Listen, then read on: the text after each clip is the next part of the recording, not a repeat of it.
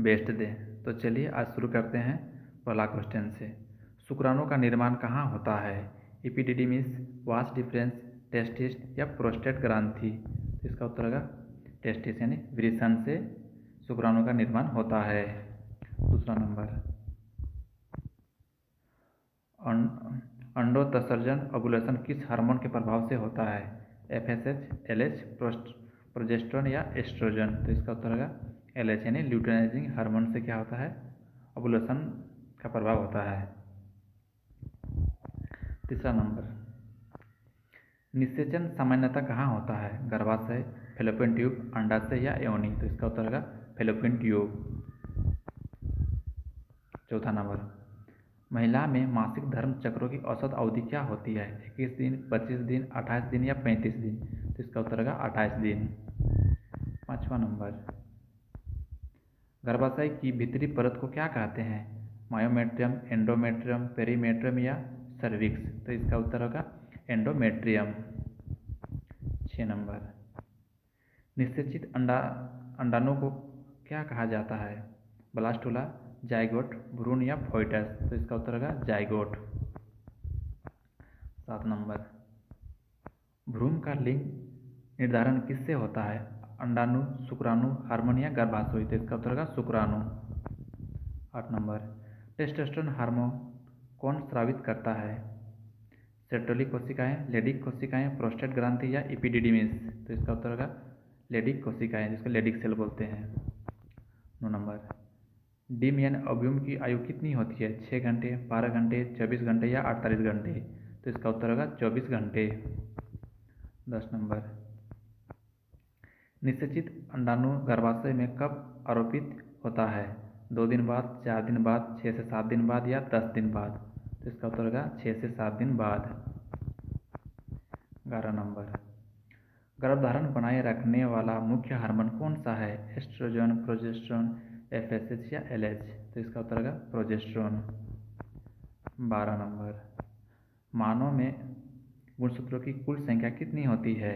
22, 23, 44 या 46? तो इसका उत्तर होगा 46।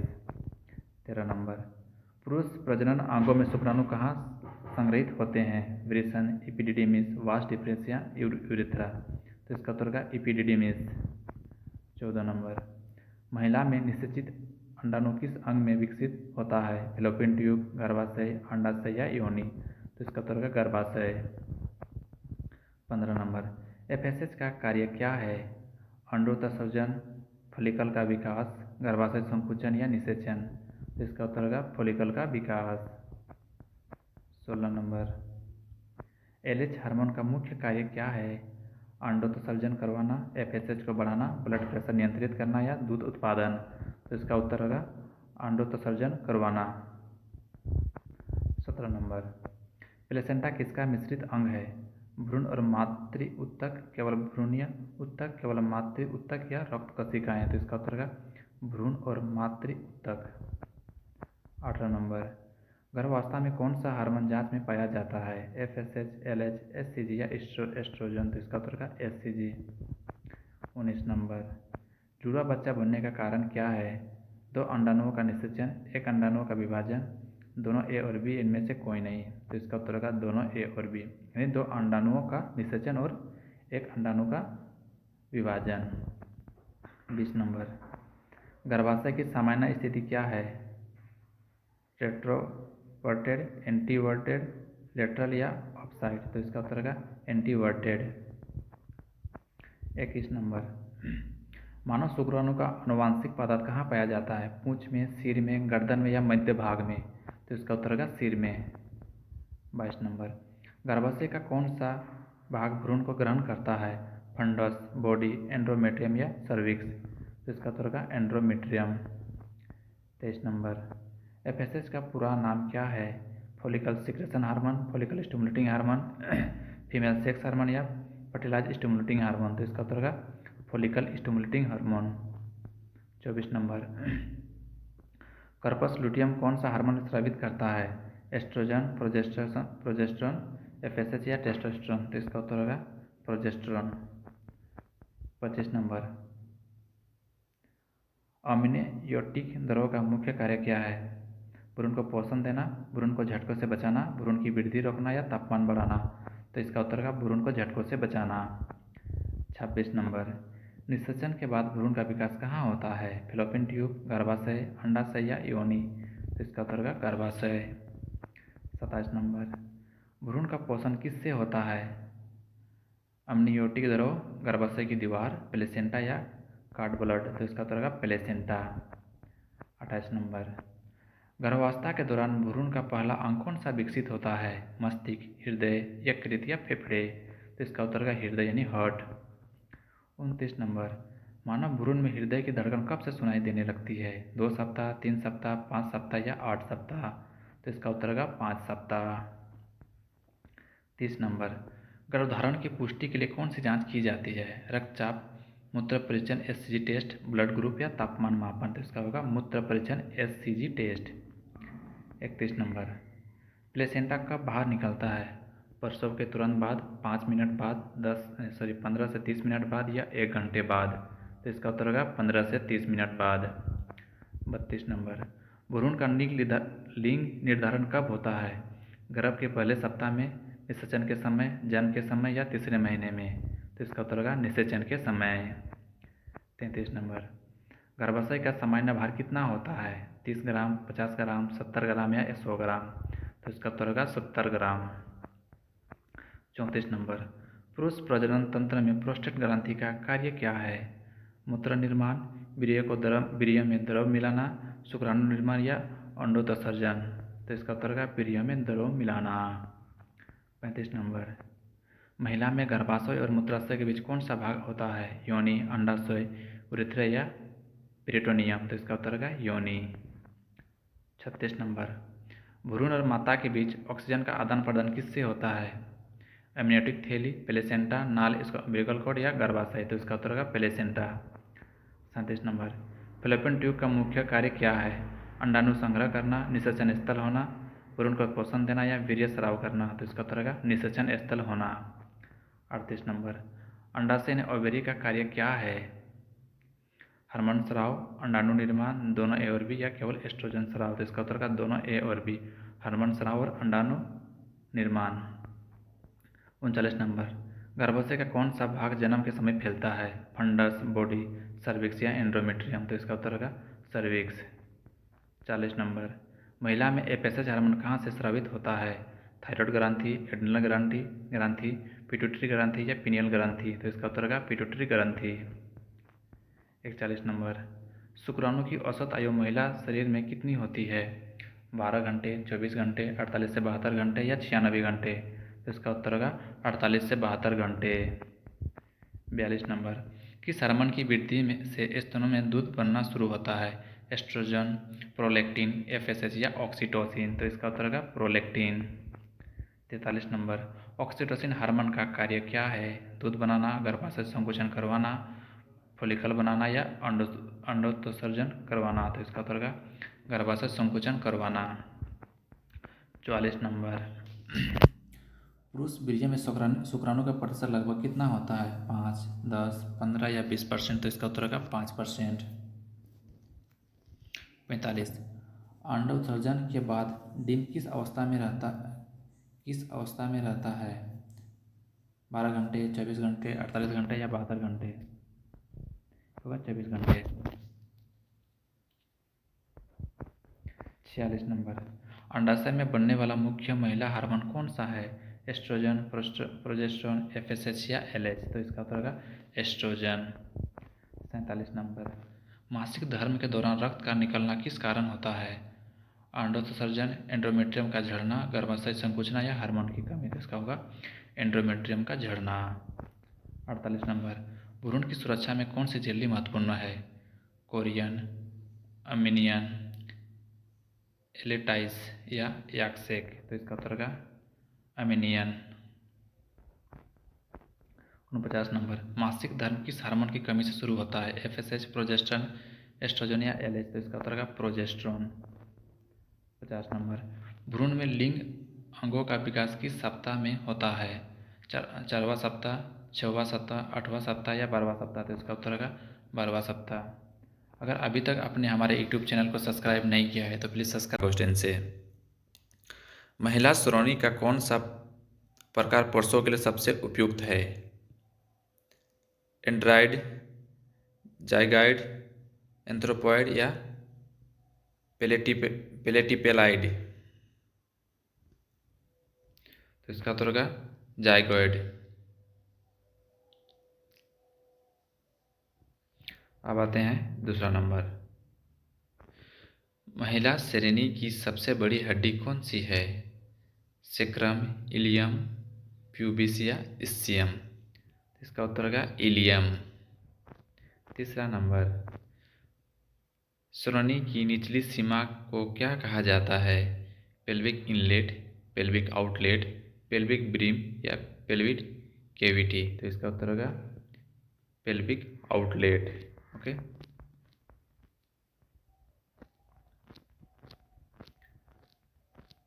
अब आते हैं चौथा नंबर। महिला श्रोणि में सेक्रम की आकृति कैसे होती है? लंबी और सीधी, छोटी और चौड़ी, लंबी और संकरी या सपाट? इसका उत्तर होगा छोटी और चौड़ी। पांचवा नंबर। सच्ची या ट्रू श्रोणि कहाँ स्थित होती है? पेल्विक इनलेट के ऊपर, पेल्विक ब्रिम के नीचे, सेक्रम के बाहर या स्पाइन के नीचे? तो इसका उत्तर होगा पेल्विक ब्रिम के नीचे। 6 नंबर। पेल्विक इनलेट का सबसे बड़ा व्यास कौन सा होता है? ट्रांसवर्स व्यास, ऑब्लिक व्यास, इंटरपोस्टेरियर व्यास या डायगोनल व्यास? तो इसका उत्तर होगा इंटरपोस्टेरियर व्यास। 7 नंबर।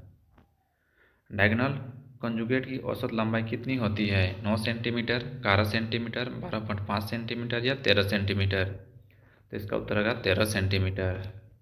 8 नंबर। ऑब्स्ट्रैक्टिव कंजुगेट की लंबाई क्या होती है? 10 सेंटीमीटर, 11 सेंटीमीटर, 10.5 सेंटीमीटर या 12.5 सेंटीमीटर?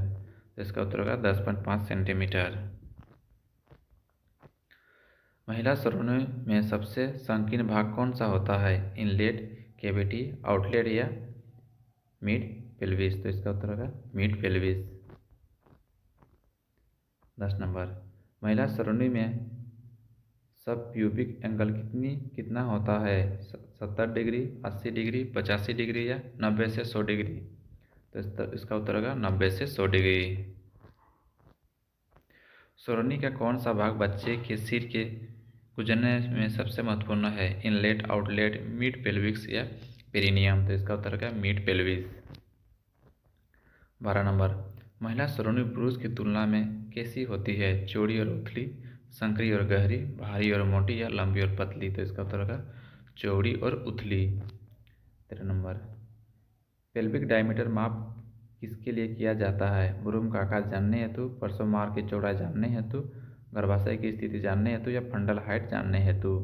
तो इसका उत्तर होगा प्रसव मार्ग की चौड़ाई जानने हेतु। 14 नंबर। पेरिनियम कहाँ स्थित होता है?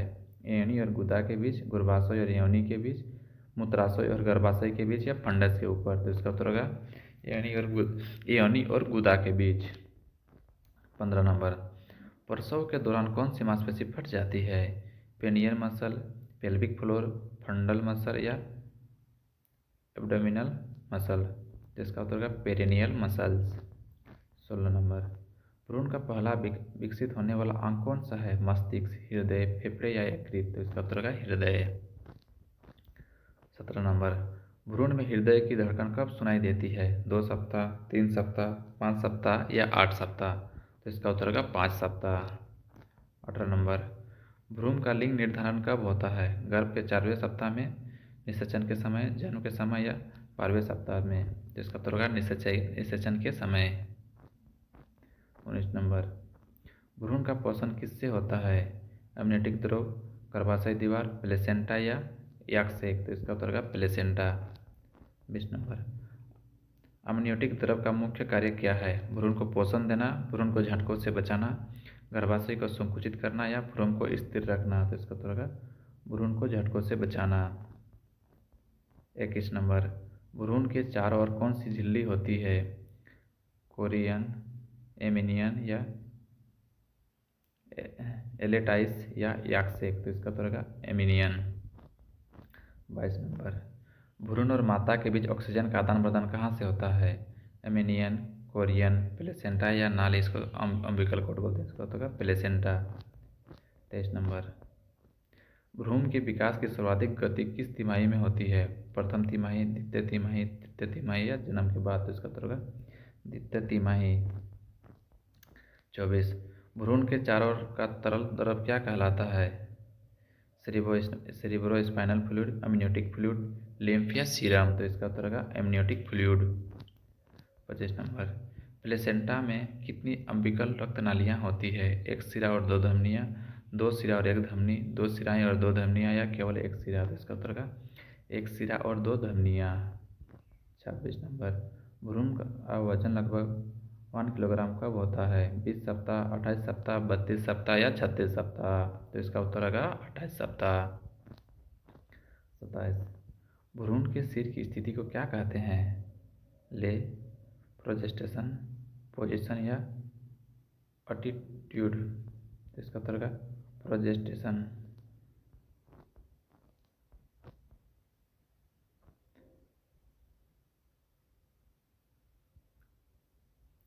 भ्रूण का सामान्य प्रोजेस्टेशन कौन सा होता है? ब्रिज, फेस, वर्टेक्स या शोल्डर, तो इसका उत्तर होगा वर्टेक्स। 29, भ्रूण में फेफड़ा कार्य कब शुरू करते हैं? गर्भ में, जन्म के बाद, 36 सप्ताह बाद या 20 सप्ताह बाद, तो इसका उत्तर होगा जन्म के बाद।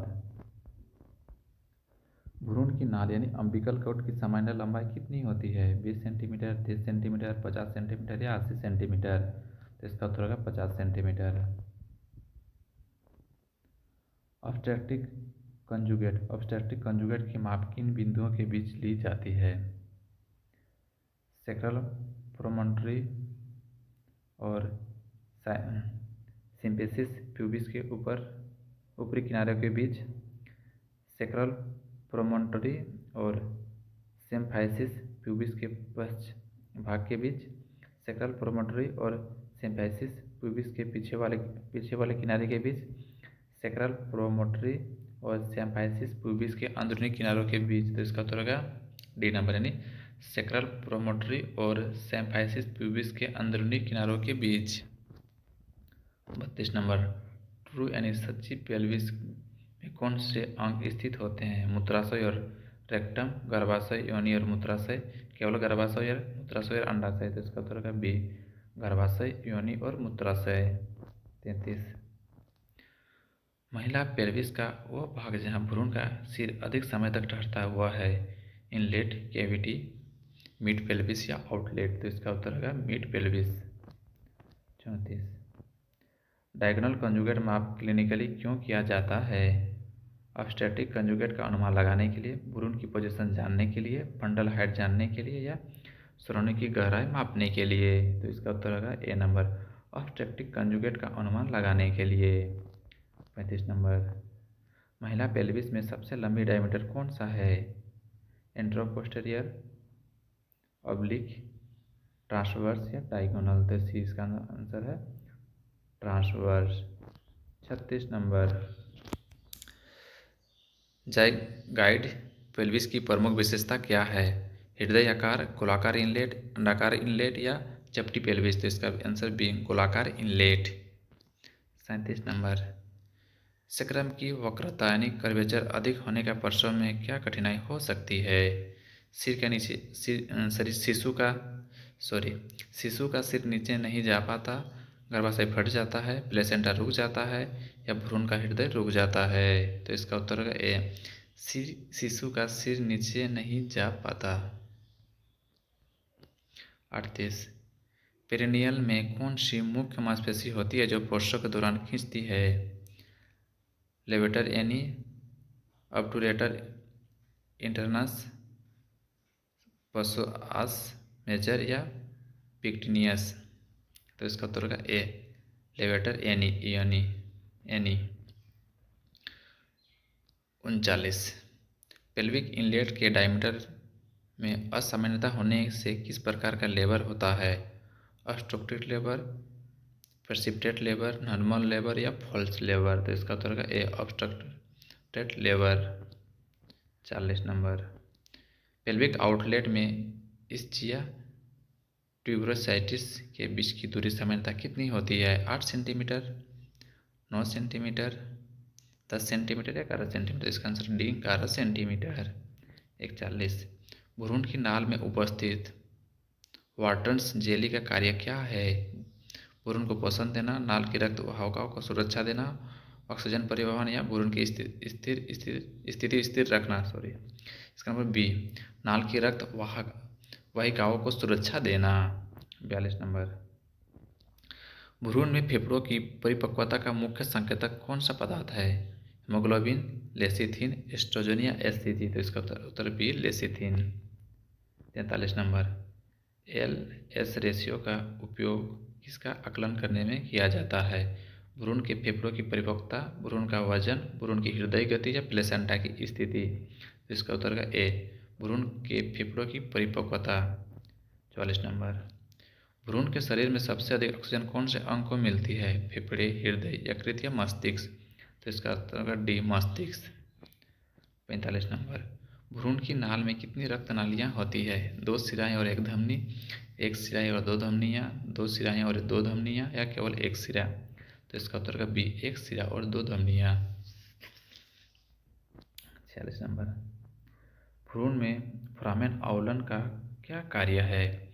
फेफड़ों से रक्त प्रवाह करना, फेफड़ों को बाईपास कर रक्त को हृदय के दाएं और बाएं भाग में भेजना, ऑक्सीजन परिवहन या कार्बन डाइऑक्साइड निष्कासन? तो इसका उत्तर होगा बी नंबर, फेफड़ों को बाईपास कर रक्त को हृदय के दाएं से बाएं भाग में भेजना। 47 नंबर, भ्रूण में डक्ट्स आर्टेरियोसस का कार्य क्या है? रक्त को फेफड़ों से बाईपास करना, यकृत को रक्त देना, ऑक्सीजन संग्रह या प्लेसेंटा से जुड़ना? तो इसका उत्तर होगा ए, रक्त को फेफड़ों से बाईपास करना। 48 नंबर, भ्रूण में आरबीसी का निर्माण प्रारंभ कहाँ होता है? यकृत, पलिया, याल्कशेक या अस्थि मज्जा? तो इसका उत्तर होगा सी, याल्कशेक। 49 नंबर, भ्रूण की स्थिति यानी फेटल एटीट्यूड क्या दर्शाती है? भ्रूण के भागों का एक दूसरे से संबंध, भ्रूण के गर्भाशय में स्थिति, भ्रूण का सिर किस दिशा में है, भ्रूण की हड्डियों की संख्या? तो इसका उत्तर का ए, भ्रूण के भागों का एक दूसरे से संबंध। 50 नंबर, भ्रूण का सामान्य एटीट्यूड क्या होता है? Extension, partial flexion, complete flexion या डिफ्लेक्शन? तो इसका उत्तर होगा सी, कंप्लीट फ्लेक्शन। 51 नंबर, भ्रूण का लाई किस दिशा किसे दर्शाता है? भ्रूण की लंबाई, भ्रूण की रीढ़ की दिशा और गर्भाशय की दूरी का संबंध, भ्रूण का वजन या भ्रूण का प्रोजेस्टेशन? तो इसका उत्तर होगा बी नंबर, भ्रूण की रीढ़ की दिशा और गर्भाशय की दूरी का संबंध। 52 नंबर, इंगेजमेंट शब्द का क्या अर्थ है? भ्रूण का सिर गर्भाशय में प्रवेश, भ्रूण का सिर पेल्विक इनलेट से नीचे आना, भ्रूण का सिर बाहर निकलना या भ्रूण का सिर फिक्स होना? तो इसका उत्तर का बी, भ्रूण का सिर पेल्विक इनलेट से नीचे आना। 53 नंबर, भ्रूण के सिर का सबसे बड़ा डायमीटर कौन सा है? बाइपेराइटल, सब अक्सिपिटोबिगमेटिक, मेटोवर्टिकल, अक्सिपिटोफ्रंटल? तो इसका उत्तर का सी, मेटोवर्टिकल। 54 नंबर,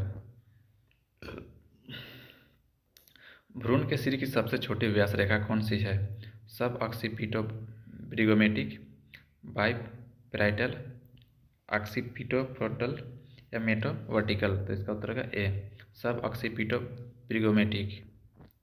55, भ्रूण में हड्डियों के बीच जो झिल्लीदार स्थान होते हैं उन्हें क्या कहा जाता है? सूचर, फंटेनल, कैपुट या साइनकोसिस? तो इसका उत्तर का बी, फंटेनल। 56 नंबर, भ्रूण के सिर का एंटीरियर फ्रंटल किस आकार का होता है? गोल, त्रिकोणीय, हीरे या डायमंड के आकार का या चौकर? तो इसका उत्तर का सी, हीरे डायमंड के आकार का। 57, भ्रूण के सिर के पोस्टीरियर फ्रंटनेल का आकार क्या है? गोल, त्रिकोणीय, हीरे के आकार का या वर्गाकार? तो इसका उत्तर का बी, त्रिकोणीय। 98 नंबर, भ्रूण में हड्डियों से के जुड़ने वाले भागों को क्या कहते हैं? सूचर, साइनस, जॉइंट या सेगिटल लाइन? तो इसका उत्तर का ए, सूचर। 59 नंबर, भ्रूण के सिर की दो पैरेटल हड्डियों के बीच कौन सी सूचर होती है? कोरोनल, लिम्बाइडल, सेगिटल या फॉन्डल? तो इसका उत्तर होगा सी, सेगिटल। 60 नंबर, भ्रूण में कैपुट सक्सिडेनियम क्या है? सिर पर सूजन जो जन्म के समय दबाव से बनती है, सिर की हड्डी का टूटना, भ्रूण का विकार या सिर का गलत पोजीशन? तो इसका उत्तर होगा ए, सिर का सूजन जो जन्म के समय दबाव से बनती है। पहला क्वेश्चन, सामान्य गर्भावस्था की अवधि कितनी होती है? 36 सप्ताह, 38 सप्ताह, 40 सप्ताह या 42 सप्ताह? तो इसका उत्तर होगा 40 सप्ताह। गर्भावस्था की गणना किस दिन से की जाती है? गर्भधारण की तिथि से, अंतिम मासिक धर्म की तिथि से, ओव्यूलेशन की तिथि से या निषेचन की तिथि से? तो इसका उत्तर होगा बी नंबर, यानी अंतिम मासिक धर्म की तिथि से। तीसरा नंबर, निगेल का नियम यानी निगेल्स रूल किसके लिए प्रयोग होता है? गर्भकालीन आयु की गणना, प्रसव की अनुमानित तिथि, फंडल हाइट मापने के लिए या भ्रूण के वजन के लिए? तो इसका उत्तर होगा बी, यानी प्रसव की अनुमानित तिथि। चौथा नंबर क्या है? नेगेल के नियम के अनुसार डिलीवरी की अनुमानित तिथि कैसे निकाली जाती है? LMP प्लस 7 दिन माइनस 3 महीने, LMP प्लस 9 महीने प्लस 7 दिन, LMP माइनस 3 महीने प्लस 7 दिन या LMP प्लस 3 महीने प्लस 7 दिन? तो इसका उत्तर होगा सी नंबर, LMP माइनस 3 महीने प्लस 7 दिन। 5वां नंबर, क्विकनिंग क्या है? भ्रूण की पहली हरकत महसूस होना, भ्रूण की धड़कन सुनाई देना, ओव्यूलेशन होना या प्लेसेंटा का बनना? तो इसका उत्तर ए, भ्रूण की पहली हरकत महसूस होना। 6 नंबर, पहली बार गर्भवती महिला में क्विकनिंग कब होती है? 12 सप्ताह, 16 से 20 सप्ताह, 22 सप्ताह या 10 सप्ताह? तो इसका उत्तर होगा बी नंबर, 22 सप्ताह। 7, गर्भावस्था में सबसे पहले कौन सा हार्मोन बनता है? प्रोजेस्टेरोन, एस्ट्रोजन, एचसीजी या रिलेक्सिन? तो इसका उत्तर है सी नंबर, यानी एचसीजी। 8 नंबर, एचसीजी हार्मोन कहाँ से स्रावित होता है? यूटेरस, प्लेसेंटा, अंडाशय या यकृत? तो इसका उत्तर होगा बी, यानी प्लेसेंटा। 9 नंबर, गर्भावस्था की सबसे प्रारंभिक पुष्टि से टेस्ट गर्भावस्था की सबसे प्रारंभिक पुष्टि कौन से टेस्ट से होती है? अल्ट्रासाउंड, एचसीजी टेस्ट, एक्सरे या फंडल हाइट? तो इसका उत्तर होगा बी, यानी एचसीजी टेस्ट। 10 नंबर, मूत्र में एचसीजी कब से पाया जा सकता है? गर्भधारण के 1 दिन बाद, 7 से 10 दिन बाद या 15 दिन बाद या 21 दिन बाद? तो इसका उत्तर होगा बी नंबर, यानी 7 से 10 दिन बाद। 11 नंबर, गर्भाशय की वृद्धि सबसे पहले कहाँ होती है? फंडस, बॉडी, सर्विक्स या एस्थमस? तो इसका उत्तर होगा D, isthmus. 12 number, Goodell sign क्या है? सर्विक्स का मुलायम होना, गर्भाशय का आकार बढ़ना, योनि का नीला रंग या पेट का उभार? तो इसका उत्तर होगा ए, सर्विक्स का मुलायम होना। 13 नंबर, चेडविक साइन क्या है? योनि और सर्विक्स का नीला रंग होना, गर्भाशय का बढ़ना, गर्भाशय का उल्टा होना, सर्विक्स का कठोर होना? तो इसका उत्तर होगा ए नंबर, योनि और सर्विक्स का नीला रंग होना। 14 नंबर, हैगर्स साइन किससे संबंधित है? एस्थमस का मुलायम होना, प्लेसेंटा की स्थिति, भ्रूण की हरकत या योनि का रंग? तो इसका उत्तर होगा ए, एस्थमस का मुलायम होना। 15, गर्भावस्था के 12वें सप्ताह में गर्भाशय कहाँ तक पहुँचता है? प्यूबिक बोन के ऊपर, नाभिक तक, जिफाइड प्रोसेस तक या प्यूबिक बोन के नीचे? इसका उत्तर होगा ए, प्यूबिक बोन के ऊपर। 16 नंबर, गर्भावस्था के 20वें सप्ताह में फंडस कहाँ होता है? प्यूबिक बोन पर, नाभि के स्तर पर, नाभि से नीचे या जिफाइड के पास? तो इसका उत्तर होगा बी, नाभि के स्तर पर। 17 नंबर, गर्भावस्था में रक्त की मात्रा कितने प्रतिशत बढ़ जाती है? 10%, 25 या 40 से 50 या 70? तो इसका उत्तर होगा सी, यानी 40 से 50%।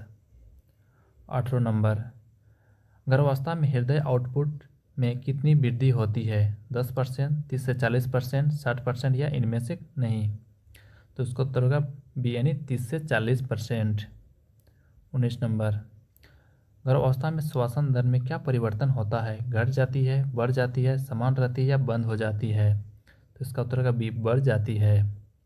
20 नंबर, गर्भवती महिला के रक्त में कौन सा तत्व अधिक बढ़ता है? आरबीसी, डब्ल्यूबीसी, हिमेटोक्रिट या प्लेसेंटस? तो इसका उत्तर होगा बी नंबर, डब्ल्यूबीसी। 21, प्लेसेंटा का निर्माण कब शुरू होता है? 2 सप्ताह, 4 सप्ताह, 6 सप्ताह या 8 सप्ताह? तो इसका उत्तर होगा बी, यानी 4 सप्ताह। 22, प्लेसेंटा का मुख्य कार्य क्या है? भ्रूण की गति, पोषण और गैस विनिमय, केवल ऑक्सीजन देना, भ्रूण की सुरक्षा? तो इसका उत्तर होगा बी, यानी पोषण और गैस विनिमय। 23, अम्नियोटिक द्रव की मात्रा सामान्यतः कितनी होती है? 250 ml, 500 ml, 800 से 1000 ml या 1500 ml? तो इसका उत्तर है सी, 800 से 1000 ml। 24 नंबर, पॉलीहाइड्रोएमोनियस में क्या होता है? अम्नियोटिक द्रव कम, एमनियोटिक द्रव अधिक, प्लेसेंटा छोटा या भ्रूण मृत? तो इसका उत्तर होगा बी, एमनियोटिक द्रव अधिक। 25 नंबर, ओलिगोहाइड्रोएमोनियस का अर्थ क्या है? अम्नियोटिक द्रव अधिक, अम्नियोटिक द्रव कम, भ्रूण की मृत्यु, प्लेसेंटा का फटना? तो इसका उत्तर होगा बी, अम्नियोटिक द्रव कम। 26, फंडस हाइट 24 सेंटीमीटर होने का अर्थ गर्भकाल लगभग 20 सप्ताह, 24 सप्ताह, 28 सप्ताह या 32 सप्ताह? तो इसका उत्तर होगा बी, 24 सप्ताह। 27 नंबर, भ्रूण की धड़कन सामान्यतः कब से सुनी जा सकती है? 4 सप्ताह, 8 सप्ताह, 12 सप्ताह या 18 से 20 सप्ताह? तो इसका उत्तर होगा डी, 18 से 20 सप्ताह। 28 नंबर, भ्रूण की सामान्य हृदय दर क्या होती है? 60 से 100 पर मिनट, 100 से 120 पर मिनट, 120 से 160 पर मिनट या 180 से 200 पर मिनट? तो इसका उत्तर होगा सी, 120 से 160 पर मिनट। 29, पहली एंटीनेटल जांच कब कराई जानी चाहिए? 6 सप्ताह पर, 12 सप्ताह से पहले, 20 सप्ताह पर या 24 सप्ताह के बाद? तो इसका उत्तर होगा बी, 12 सप्ताह से पहले। 30 नंबर, गर्भवती महिला में सामान्य वजन वृद्धि कितनी होनी चाहिए? 5 से 6 किलोग्राम, 8 से 10, 11 से 13 या 15 से 18 किलोग्राम? तो इसका उत्तर होगा सी, यानी 11 से 13 किलोग्राम। 31, गर्भावस्था में प्रोजेस्टेरोन का मुख्य कार्य क्या है? गर्भाशय संकुचन कराना, गर्भाशय को आराम देना और गर्भ को बनाए रखना, दूध स्राव रोकना, भ्रूण का विकास रोकना? तो इसका उत्तर होगा बी, गर्भाशय के आराम देना और गर्भ को बनाए रखना। 32, एस्ट्रोजन हार्मोन का प्रभाव क्या होता है? गर्भाशय संकुचन कम करना, गर्भाशय और स्तन ग्रंथियों का विकास बढ़ाना, एसिड स्राव को घटाना या श्वसन दर कम करना? तो इसका उत्तर होगा बी, गर्भाशय और स्तन ग्रंथियों का विकास बढ़ाना। 33, रिलैक्सिन हार्मोन का मुख्य कार्य क्या है? प्लेसेंटा का निर्माण, गर्भाशय का संकुचन, पेल्विक लिगामेंट को ढीला करना या भ्रूण की हृदय गति नियंत्रित करना? तो इसका उत्तर होगा सी, पेल्विक लिगामेंट को ढीला करना। 34, HPL ह्यूमन प्लेसेंटल लैक्टोजन का मुख्य कार्य क्या है? भ्रूण में हड्डियों का विकास, मातृ ग्लूकोज को भ्रूण तक पहुंचाना, दूध का उत्पादन रोकना, गर्भाशय को छोटा करना? उत्तर का बी, मातृ ग्लूकोज को भ्रूण तक पहुंचाना।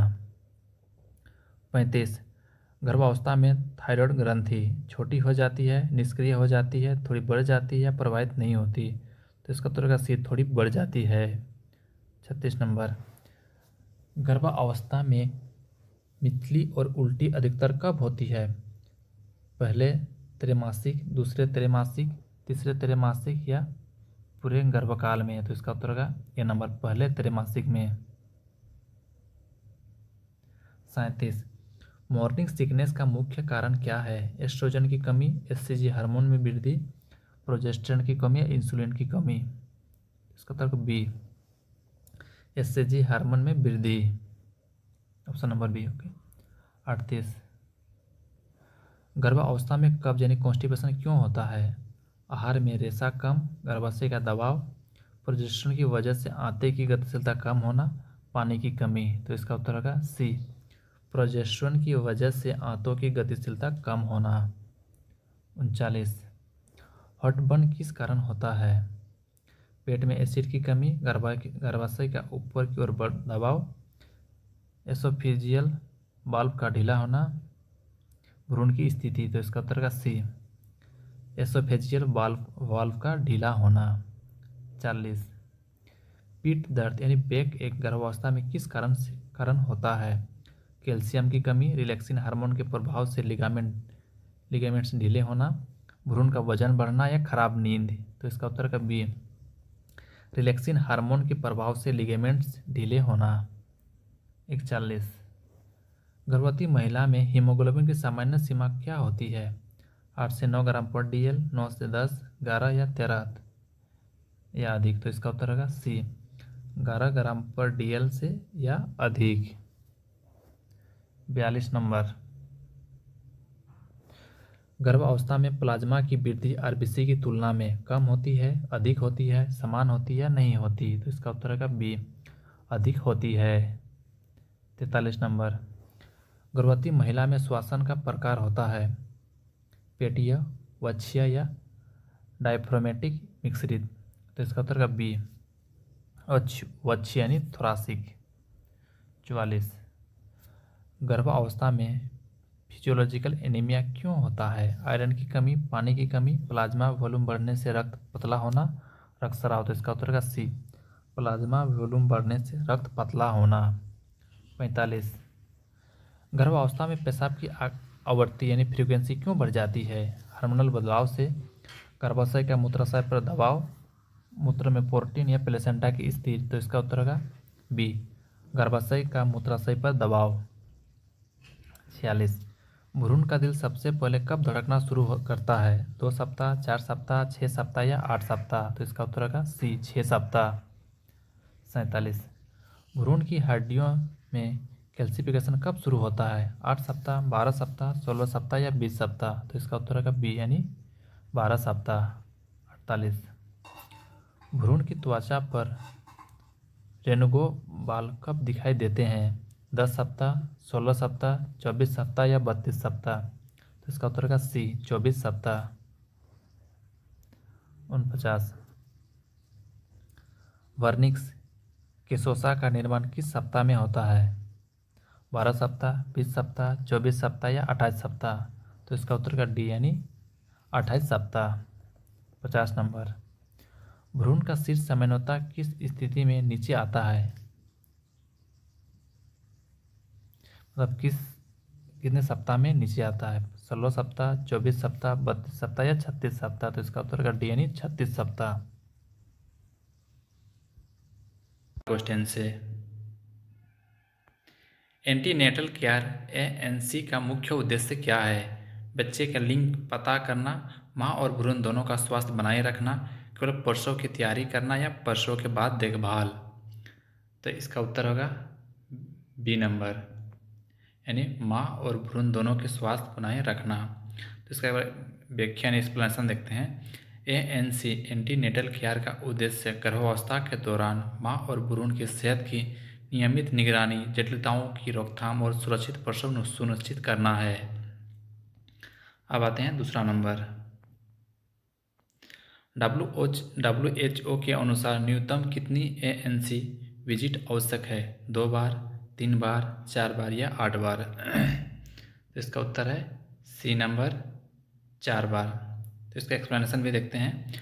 WHO के अनुसार न्यूनतम 4 ANC विजिट जरूरी है, जबकि न्यूनतम गाइडलाइन 8 विजिट की सलाह देती है यदि संभव हो। अब आते हैं तीसरा नंबर, भारत सरकार के अनुसार पहली एएनसी विजिट कब होनी चाहिए? 4 सप्ताह से पहले, 12 सप्ताह से पहले, 20 सप्ताह पर या 28 सप्ताह पर? तो इसका उत्तर होगा बी, यानी 12 सप्ताह से पहले। इसका एक्सप्लेनेशन: पहली एएनसी विजिट 12 सप्ताह से पहले करानी चाहिए ताकि शुरुआती जांच और आईएफए टीटी जैसी सेवाएं शुरू की जा सके। आईएफए यानी Indian folic iron folic acid और टीटी यानी टिटनेट टॉक्सोइड। चौथा नंबर, एएनसी के दौरान कौन सी जांच प्रत्येक विजिट में करनी चाहिए? वजन, बीपी, मूत्र जांच, फंडल हाइट, भ्रूण की हृदय दर, केवल एचबी, केवल मूत्र शर्करा, केवल फंडल हाइट? तो इसका उत्तर होगा ए, वजन, बीपी, मूत्र जांच, फंडल हाइट और भ्रूण की हृदय दर। इसका एक्सप्लेनेशन है: प्रत्येक विजिट में ये 5 बुनियादी जांच आवश्यक है: वजन, बीपी, फंडल हाइट, भ्रूण की धड़कन और मूत्र में प्रोटीन या शर्करा। 5वां नंबर, फंडल हाइट 20 सेंटीमीटर का मतलब है 12 सप्ताह की गर्भावस्था, 16 सप्ताह की, 20 सप्ताह की या 28 सप्ताह की? तो इसका उत्तर होगा सी, यानी 20 सप्ताह की। तो इसका देखते हैं व्याख्या क्या है। फंडल हाइट सेंटीमीटर में लगभग गर्भावस्था के सप्ताहों के बराबर होती है, यानी 20 सेंटीमीटर इक्वल टू 20 सप्ताह। 6 नंबर, नाभि के स्तर पर गर्भाशय कब पहुंचता है? 12 सप्ताह, 16 सप्ताह, 20 सप्ताह या 24 सप्ताह? तो इसका उत्तर होगा सी, यानी 20 सप्ताह। तो इसका देखते हैं व्याख्या। गर्भावस्था के लगभग 20वें सप्ताह में गर्भाशय नाभि के स्तर तक पहुंच जाता है। 7वां number, antenatal card ANC card का उद्देश्य क्या है? डिलीवरी की तारीख लिखना, हर विजिट का मेडिकल रिकॉर्ड रखना, केवल टीटी दर्ज करना, वजन नोट करना? तो इसका उत्तर है बी नंबर, हर विजिट का मेडिकल रिकॉर्ड रखना। इसका व्याख्या क्या है? एएनसी कार्ड में हर विजिट की जांच, टीकाकरण, एचबी, वजन, बीपी आदि का पूरा रिकॉर्ड रखा जाता है। 8वां नंबर, गर्भवती महिला में एचबी की सामान्य सीमा क्या है? 8 से 9 ग्राम पर डीएल, लेस देन 10 ग्राम per DL, less than 11 gram per DL या लेस देन 12 ग्राम पर डीएल? तो इसका उत्तर होगा सी नंबर,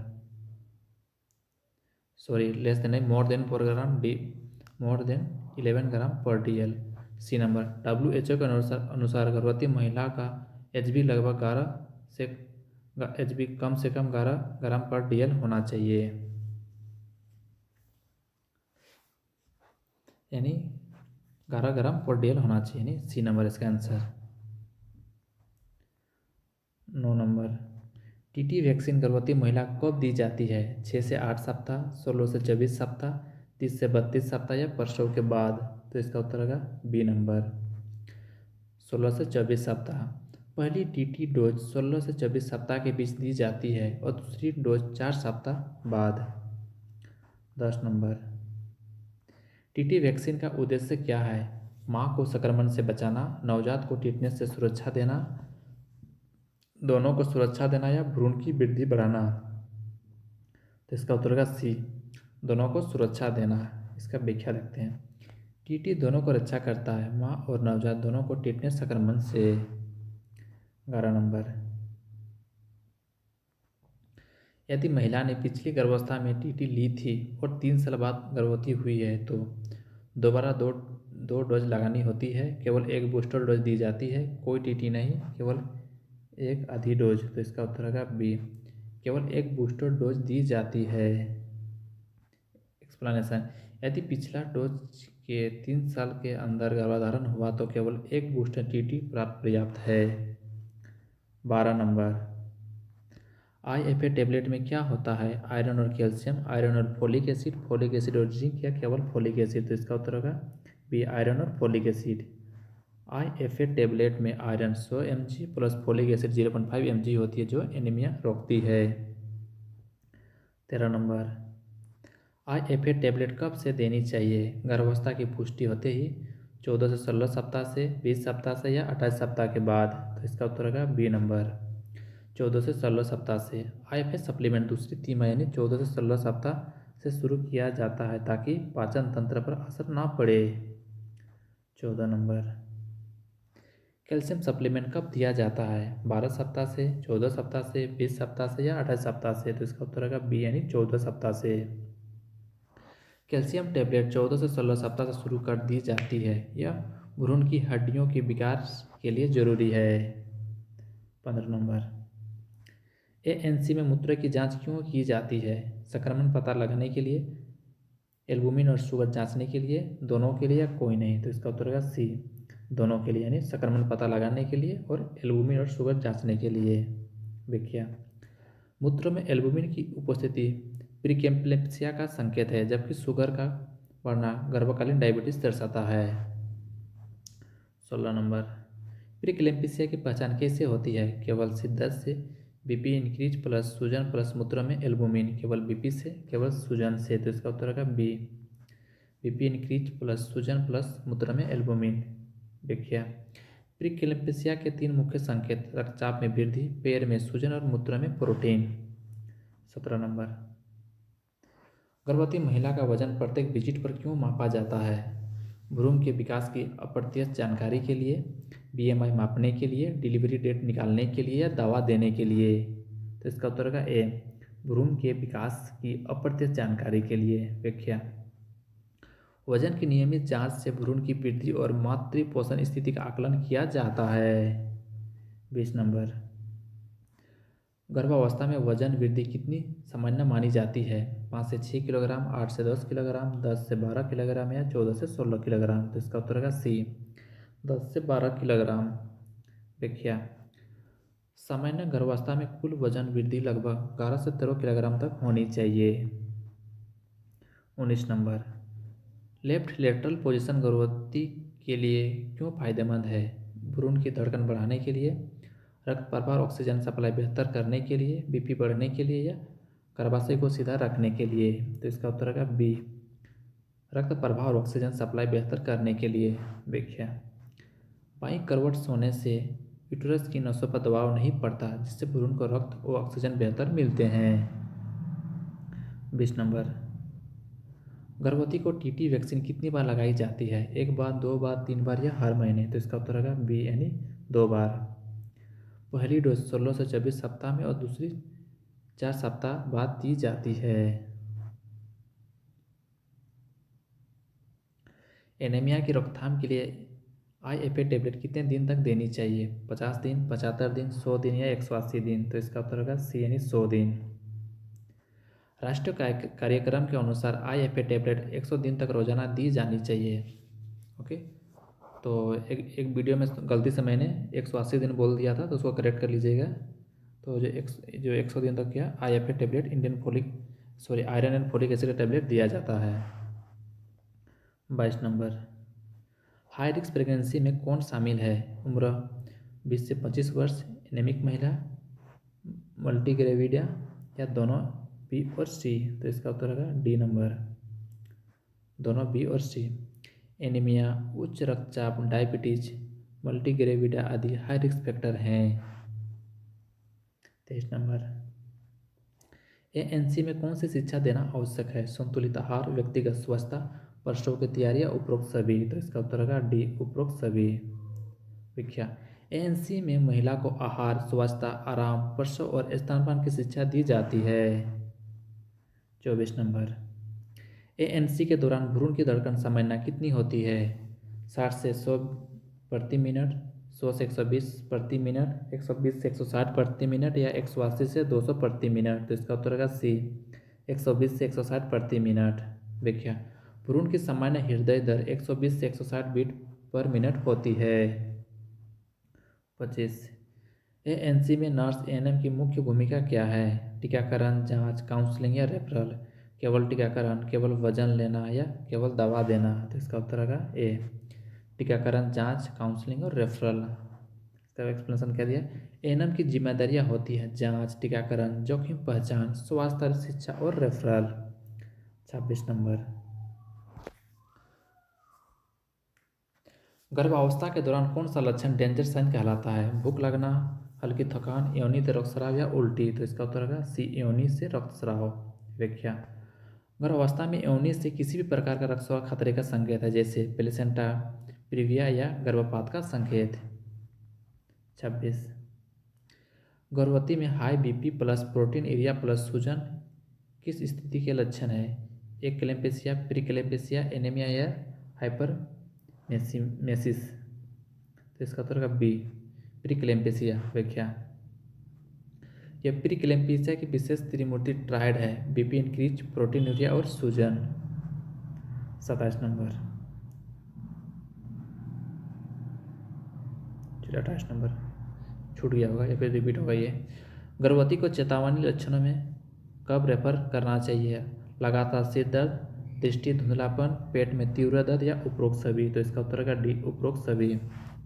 व्याख्या, यह सभी गंभीर जटिलताओं PIH, एक्लेम्पेशिया, एब्रुप्शन के संकेत है, तत्काल रेफर आवश्यक है। 29 नंबर। हाइपरमेसिस ग्रेविडियम क्या है? हल्की उल्टी, अत्यधिक उल्टी जो निर्जलीकरण कर दे, सामान्य मॉर्निंग सिकनेस या उल्टी बिना निर्जलीकरण। तो इसका उत्तर होगा बी, अत्यधिक उल्टी जो निर्जलीकरण कर दे। व्याख्या, हाइपरमेसिस ग्रेविडियम इक्वल टू अत्यधिक उल्टी जिससे डिहाइड्रेशन, इलेक्ट्रोलाइट इम्बैलेंस हो सकता है। 30 नंबर। गर्भवती महिला के लिए संतुलित आहार में सबसे अधिक क्या होना चाहिए? वसा, प्रोटीन और आयरन, केवल कार्बोहाइड्रेट या केवल पानी। तो इसका उत्तर होगा बी, प्रोटीन और आयरन। भ्रूण वृद्धि और मातृ रक्त निर्माण के लिए प्रोटीन व आयरन आवश्यक है। 31। गर्भवती को आराम की सलाह क्यों दी जाती है? वजन बढ़ाने के लिए, गर्भाशय पर दबाव कम करने हेतु, रक्त परिसंचरण सुधारने के लिए या सभी। तो इसका उत्तर होगा डी, यानी सभी। व्याख्या, पर्याप्त आराम से रक्त प्रवाह सुधरता है, बीपी नियंत्रित रहता है और भ्रूण को ऑक्सीजन पर्याप्त मिलती है। 32। एक्लेम्पेशिया में सबसे पहले कौन सी दवा दी जाती है? डायजेपाम, मैग्नीशियम सल्फेट, फिनोबार्बिटॉन या कैल्शियम ग्लूकोनेट। तो इसका उत्तर होगा बी, यानी मैग्नीशियम सल्फेट। व्याख्या, मैग्नीशियम सल्फेट MgSO4 यानी एक्लेम्पेशिया की ड्रग ऑफ चॉइस है, यह दौरे रोकता है। 33। मैग्नीशियम सल्फेट का एंटीडोट क्या है? Calcium carbonate, calcium gluconate, vitamin के या आयरन सुक्रोज। तो इसका उत्तर होगा बी, कैल्शियम ग्लूकोनेट।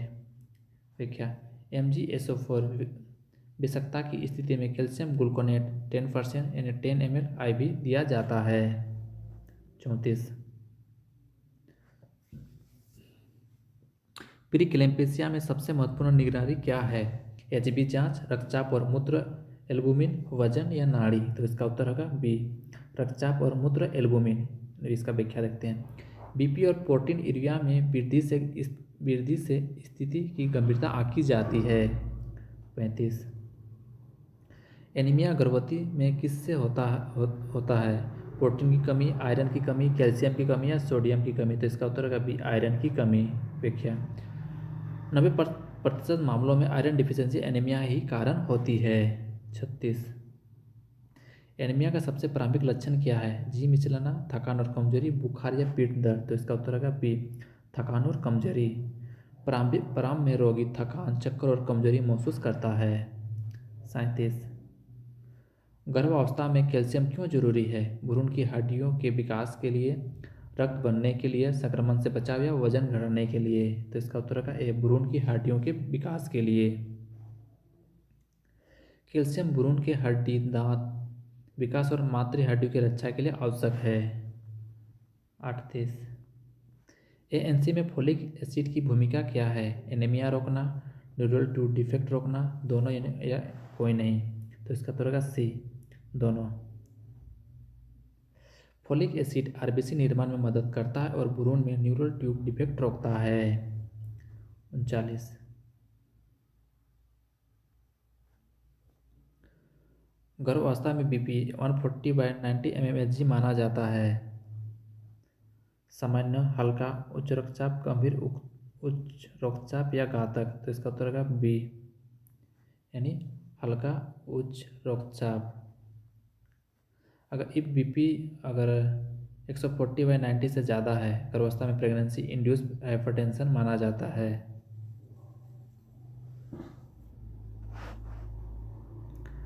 40। ANC में नाड़ी दर की सामान्यता सीमा क्या है? 60 से 70, 70 से 80, 80 से 90 या 90 से 100 बीट्स पर मिनट। तो इसका उत्तर होगा सी, 80 से 90 बीट्स पर मिनट। तो इसका उत्तर है सी। गर्भावस्था में कार्डियक आउटपुट बढ़ने से नाड़ी सामान्यतः 100 बीट्स बीट्स पर 10 बीट्स पर मिनट बढ़ जाती है। इसका ऑप्शन होगा सी, यानी 80 से 90 बीट्स पर मिनट। यानी सामान्य से क्या 10 बीट्स पर मिनट बढ़ जाती है। ओके, 80 से 90 बीट्स पर मिनट हो जाता है। 41, फिजियोलॉजिकल एनीमिया की प्रेगनेंसी कब होती है? एचबी की कमी से, प्लाज्मा बलून बढ़ने से, आरबीसी टूटने से या इन्फेक्शन से? तो इसका उत्तर का बी, प्लाज्मा बलून बढ़ने से। व्याख्या, प्लाज्मा बलून बढ़ने से रक्त पतला हो जाता है जिससे एचबी थोड़ा घटता है, इसे फिजियोलॉजिकल एनीमिया कहते हैं। 42 नंबर, गर्भवती के लिए सबसे अच्छा आराम का तरीका क्या है? बाईं करवट लेना, दाईं करवट लेना, पीठ के बल या उल्टा? तो इसका उत्तर होगा ए, बाईं करवट लेना। इसका व्याख्या देखते हैं। बाईं करवट सोने से इंफीरियर वेना कावा पर दबाव नहीं पड़ता और भ्रूण को रक्त प्रवाह बेहतर होता है। एएनसी में urine albumin plus BP increase का मतलब है एनीमिया, प्रीक्लेम्पेशिया, एक्लेम्पेशिया या पीआईएच? तो इसका उत्तर का बी, यानी प्रीक्लेम्पेशिया। प्रीक्लेम्पेशिया की पहचान है BP increase plus albuminuria. 44 number, ANC में फंडल हाइट की वृद्धि ना होना दर्शाता है आईयूजीआर, ट्विंस, हाइड्रामोनियस या प्लेसेंटा प्रेविया? तो इसका उत्तर होगा ए, आईयूजीआर, यानी इंट्रायूट्राइन ग्रोथ रिस्ट्रिक्शन। व्याख्या, यदि फंडल हाइट अपेक्षित अनुसार ना बढ़े तो भ्रूण की वृद्धि रुकना यानी आईयूजीआर संभव है। 45 नंबर, फेटल मूवमेंट कब महसूस होता है? 8 सप्ताह, 12 सप्ताह, 16 सप्ताह से 20 सप्ताह या 24 सप्ताह? तो इसका उत्तर होगा सी, यानी 16 से 20 सप्ताह। पहली बार भ्रूण की हलचल क्विकनिंग 16 से 20 सप्ताह में महसूस होती है। 46 नंबर, एएनसी में कौन सी लैब जांच अनिवार्य है? एचबी, ब्लड ग्रुप, एचआईवी, बीडीआरएल या यूरिन? केवल एचबी, केवल बीपी या केवल ब्लड शुगर? तो इसका उत्तर का ए, एचबी, ब्लड ग्रुप, एचआईवी, बीडीआरएल या और यूरिन। ये सभी बुनियादी स्क्रीनिंग टेस्ट है जो हर गर्भवती के लिए किए जाने चाहिए।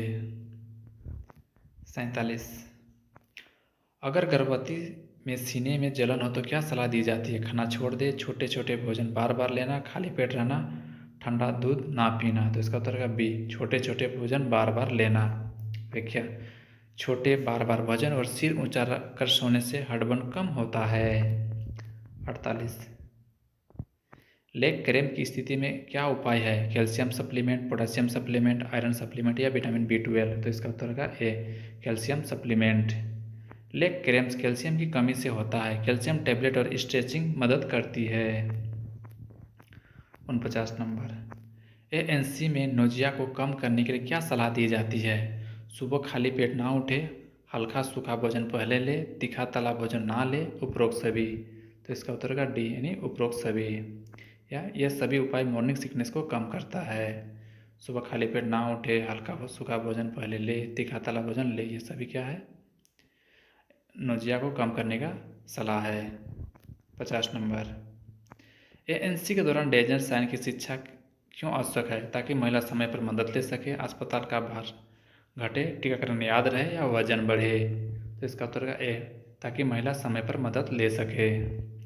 डेंजर साइन की पहचान से महिला तुरंत स्वास्थ्य केंद्र पहुंचती है जिससे मातृ एवं शिशु मृत्यु कम होती है। तो ये थे टॉप 50 MCQ इस टॉपिक से। अगर आपको ये वीडियो अच्छा लगा तो प्लीज़ लाइक करें और चैनल को सब्सक्राइब करें। धन्यवाद। पहला क्वेश्चन, प्रसव लेबर का आरंभ किससे माना जाता है?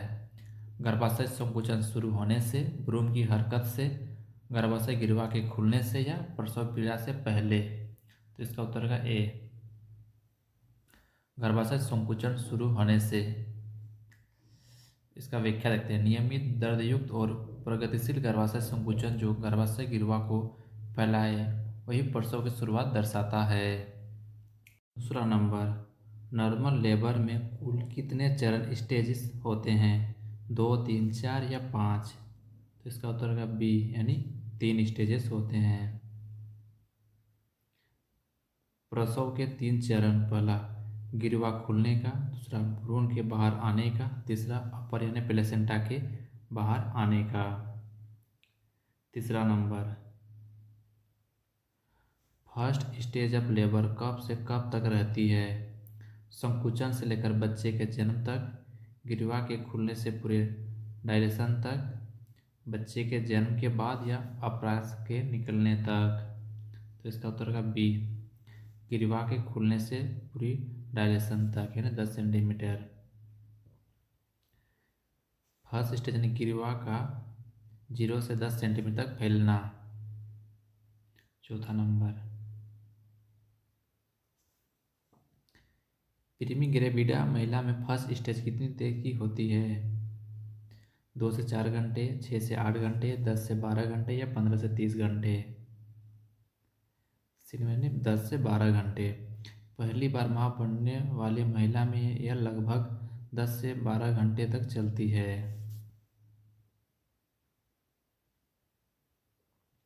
5 नंबर, मल्टीपारा महिला में फर्स्ट स्टेज कितनी देर चलती है?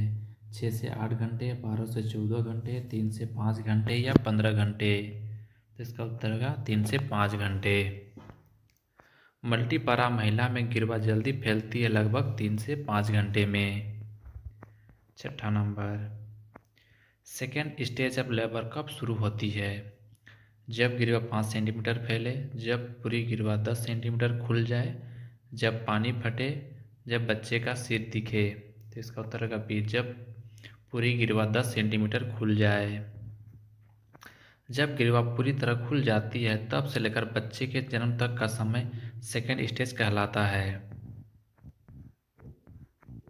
7 नंबर, सेकेंड स्टेज प्रीमी ग्रेविडा में कितनी देर रहती है?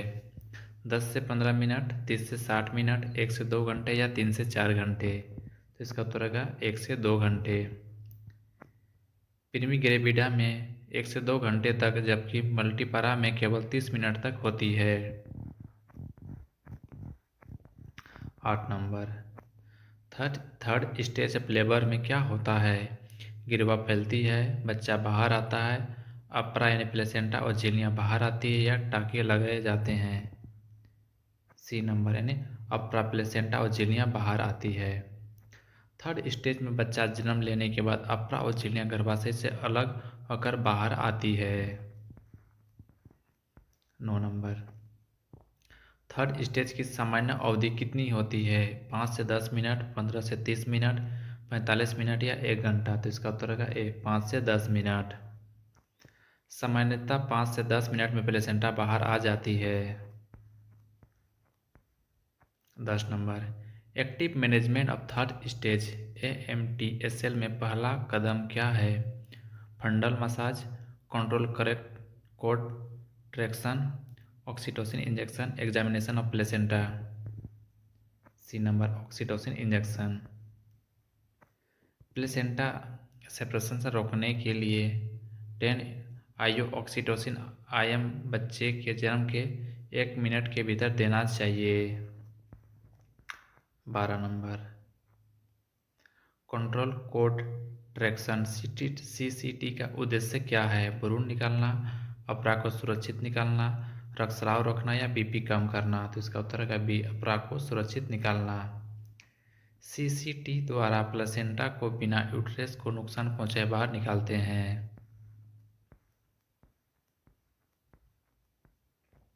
12 number, fourth stage of labour क्या है? अपरा निकलने के बाद का 1 घंटा, प्रसव का पहला चरण, गिरवा फैलने का समय या भ्रूण की स्थिति का आकलन।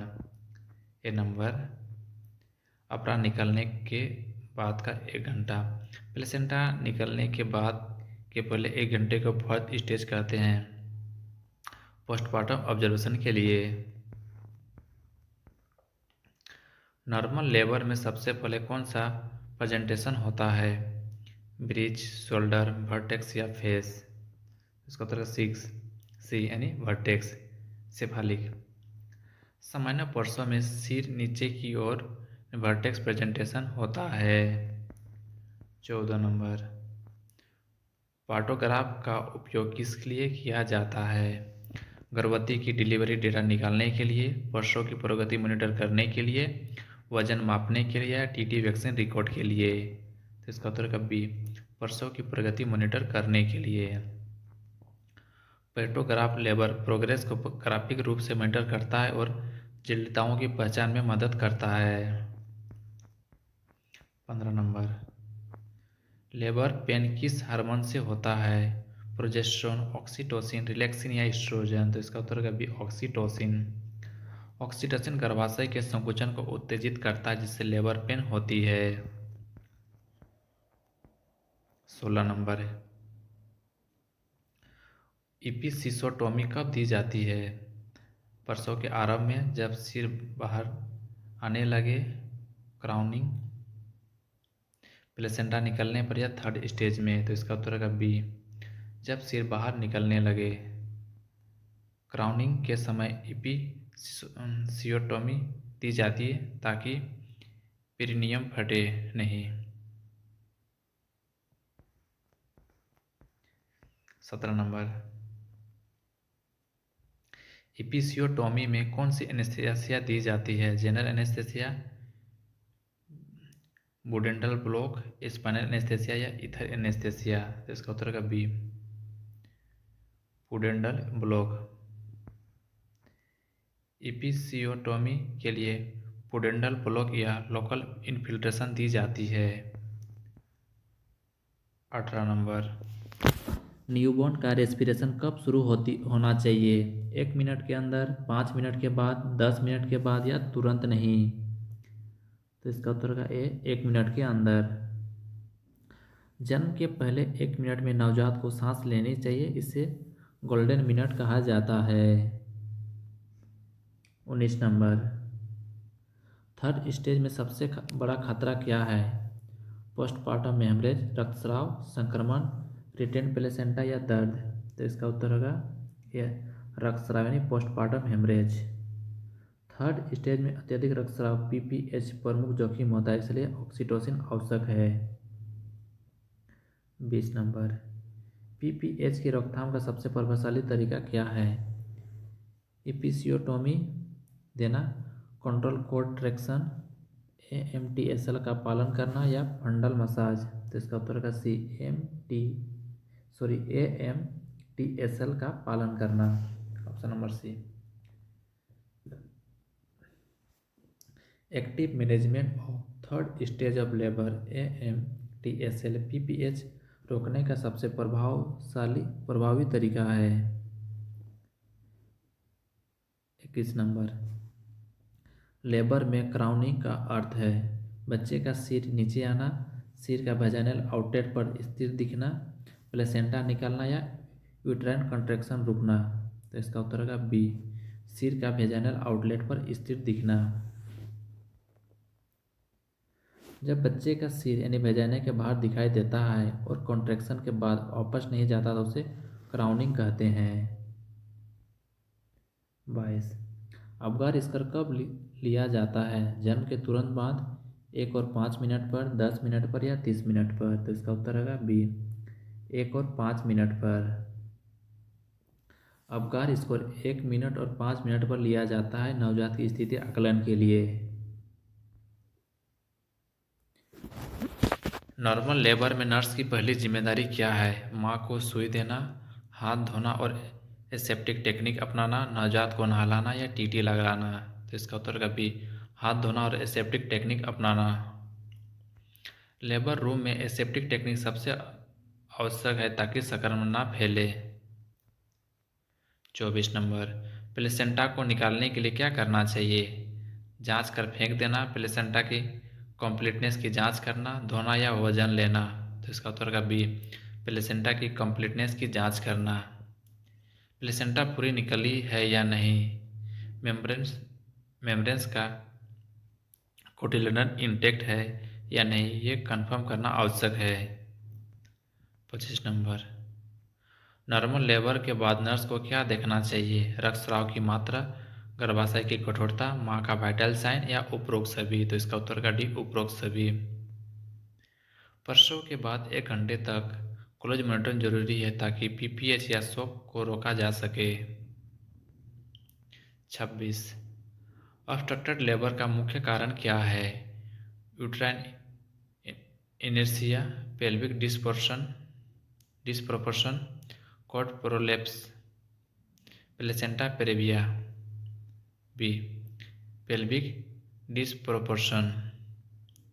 जब शिशु का सिर मां की शोरनीय पेल्विस से नहीं गुजर पाता तो उसे सेफेलोपेल्विक डिस्प्रोपोर्शन कहते हैं, जिससे ऑब्स्ट्रक्टेड लेबर होता है। 27 ऑब्स्ट्रक्टेड लेबर का मुख्य पहचान क्या है? तेज दर्द और यूट्रस रिजिड होना, दर्द बंद होना, भ्रूण की हरकत बढ़ना, पानी ना फटना। तो इसका उत्तर है तेज दर्द और यूट्रस रिजिड होना। गर्भाशय कठोर और लगातार संकुचित रहता है, जिससे दर्द बहुत तेज और लगातार होता है। 28 यूट्राइन रप्चर का प्रमुख संकेत क्या है? फिटल हार्ट साउंड नॉर्मल, अचानक दर्द बंद होना और शॉक के लक्षण, पेन बढ़ना, वेजाइनल डिस्चार्ज बढ़ना। तो इसका उत्तर है बी अचानक दर्द बंद होना और शॉक के लक्षण। यूट्राइन रप्चर में अचानक दर्द बंद हो जाता है और महिला में शॉक के लक्षण दिखते हैं। 29 कॉर्ड प्रोलेप्से की स्थिति में सबसे पहले क्या करना चाहिए? मरीज को खड़ा करना, टेंडेलबर्ग पोजीशन देना, कॉर्ड को अंदर डालना, बेबी को बाहर निकालना। तो इसका उत्तर होगा बी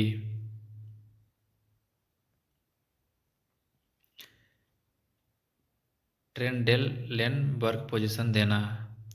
कॉर्ड को दबाव से मुक्त रखने के लिए महिला को नी चेस्ट या ट्रेंडेलेनबर्ग पोजीशन में रखा जाता है। 30 नंबर फीटल डिस्ट्रेस का पहला संकेत क्या है? मैटरनल पल्स बढ़ना, fetal heart rate more than 110 BPM या लेस देन 160 बीपीएम, रक्तस्राव या बीपी गिरना। तो इसका उत्तर है B normal fetal heart rate 120 से 160 बीट्स पर मिनट होता है। इससे कम या अधिक होना फेटल डिस्ट्रेस दर्शाता है। ऑप्शन का क्या होगा? बी मोर देन 110 और less than 160 beats per minute जो फेटल हार्ट रेट है वो बी नंबर इसका आंसर होगा। प्रीमेच्योर रप्चर की मेम्ब्रेन क्या है?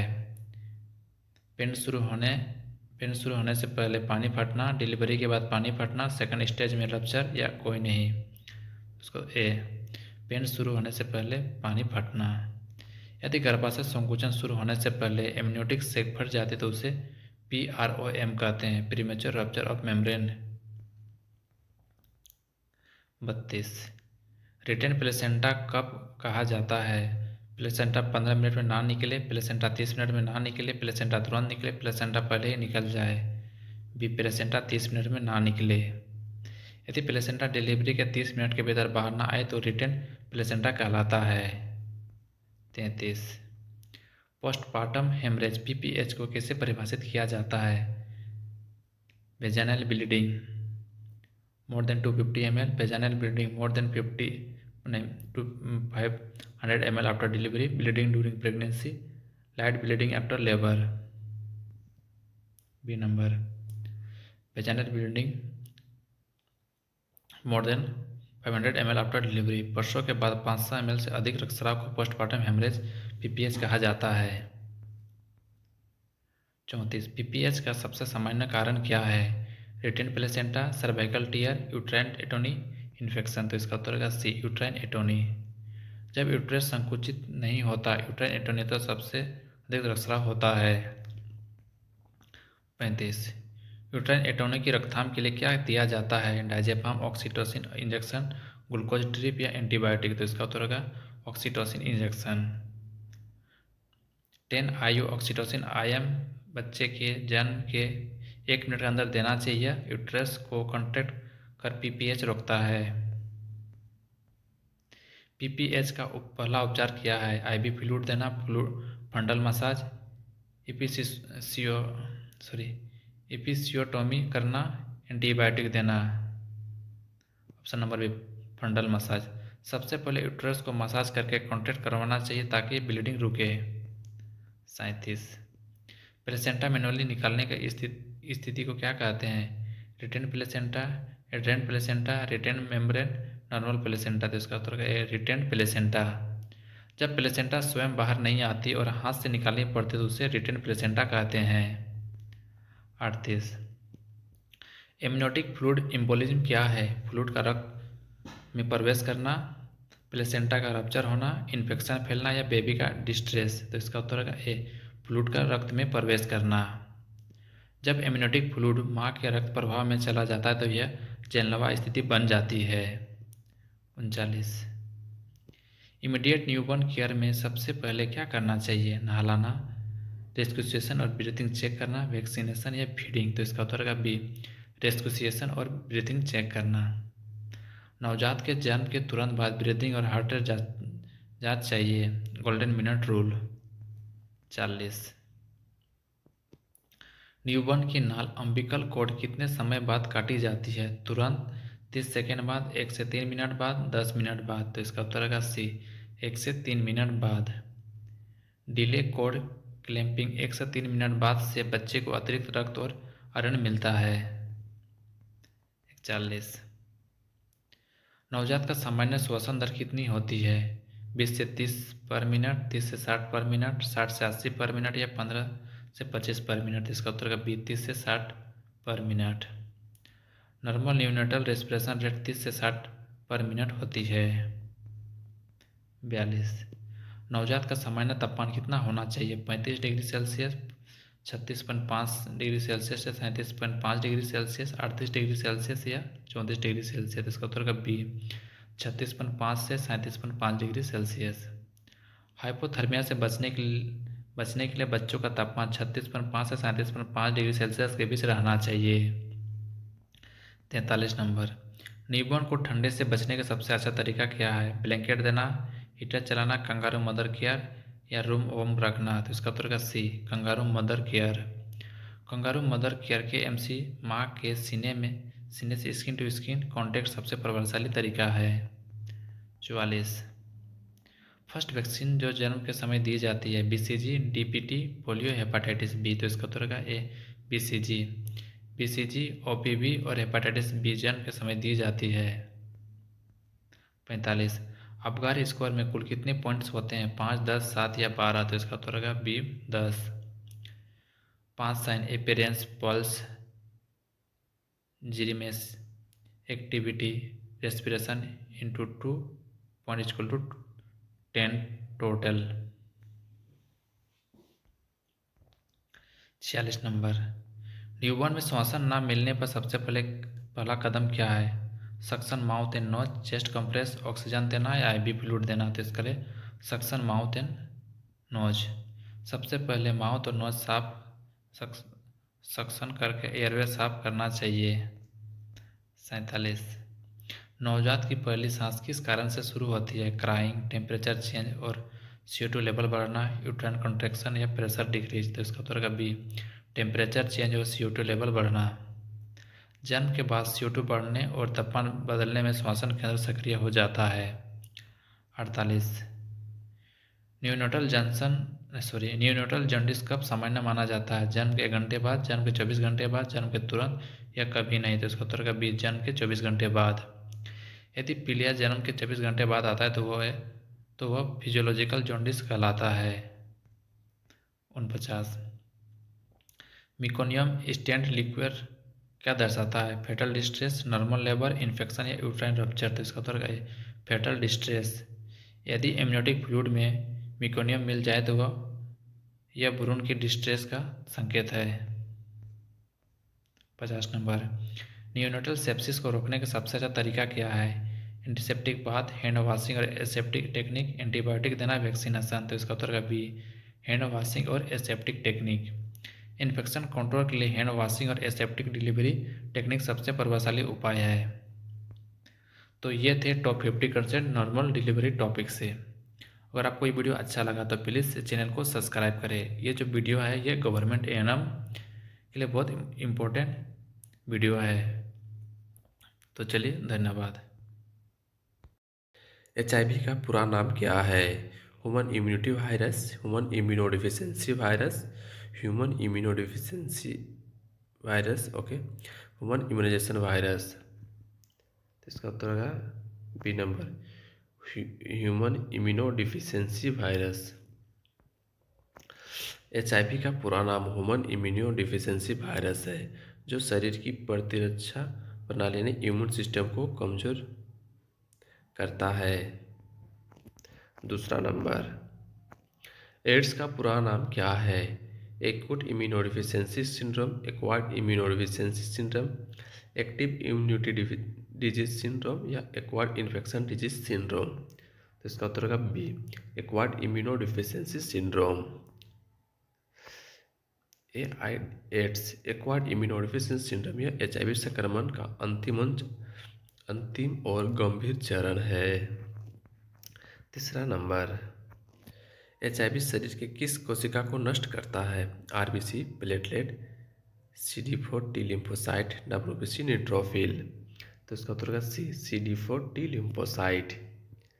HIV मुख्य रूप से CD4 टी सेल यानी हेल्पर टी सेल को नष्ट करता है, जिससे शरीर की रोग प्रतिरोधक क्षमता घट जाती है। चौथा नंबर, HIV संक्रमण का सबसे सामान्य तरीका कौन सा है? हवा से, संक्रमित रक्त और यौन संपर्क से, छींक से, कीड़े के काटने से। तो इसका उत्तर होगा बी, संक्रमित रक्त और यौन संपर्क से। HIV फैलता है असुरक्षित यौन संपर्क, संक्रमित रक्त, सुई, सिरिंज साझा करने से और मां से बच्चे तक। 5 नंबर, HIV वायरस किस परिवार का है? Retro virus, corona virus, flavi virus या ऑर्थोमाइक्सो वायरस। तो इसका उत्तर होगा ए, रेट्रो वायरस। HIV एक रेट्रो वायरस है जो RNA से DNA बनाता है, नहीं रिवर्स ट्रांसक्रिप्शन प्रक्रिया से। 6 नंबर, HIV संक्रमण के बाद विंडो पीरियड का मतलब है? संक्रमण का प्रारंभिक लक्षण, संक्रमण के बाद वह समय जब एंटीबॉडी नहीं बनती, वायरस का शरीर से बाहर निकलना या रोग का अंतिम चरण। तो इसका उत्तर होगा बी, संक्रमण के बाद वह समय जब एंटीबॉडी नहीं बनती। संक्रमण के बाद 3 से 12 सप्ताह तक शरीर में एंटीबॉडी डिटेक्टेबल नहीं होती, इसे विंडो पीरियड कहते हैं। 7 नंबर, HIV के निदान के लिए कौन सा परीक्षण किया जाता है? ELISA test, Widal test, Mantoux test या BDRL टेस्ट। तो इसका उत्तर का A, ELISA test. HIV screen के लिए सबसे पहले एलिसा टेस्ट किया जाता है, फिर वेस्टर्न ब्लॉटिंग से ब्लॉट से पुष्टि होती है। 8 नंबर, HIV कॉन्फर्मेटरी टेस्ट कौन सी है? एलाइजा, वेस्टर्न ब्लॉट, रैपिड या BDRL। तो इसका उत्तर का B, western blot. Western blot test HIV की पुष्टि करने के लिए कन्फर्मेटरी टेस्ट मानी जाती है। 9 नंबर, HIV का इलाज किस प्रकार की दवाओं से किया जाता है? एंटीबायोटिक, एंटीवायरल ड्रग, स्टेरॉइड या एंटीफंगल। तो इसका उत्तर का भी एंटीवायरल ड्रग्स। HIV का इलाज एंटी रेट्रोवायरल थेरेपी ART से किया जाता है, जो वायरस की वृद्धि को रोकता है।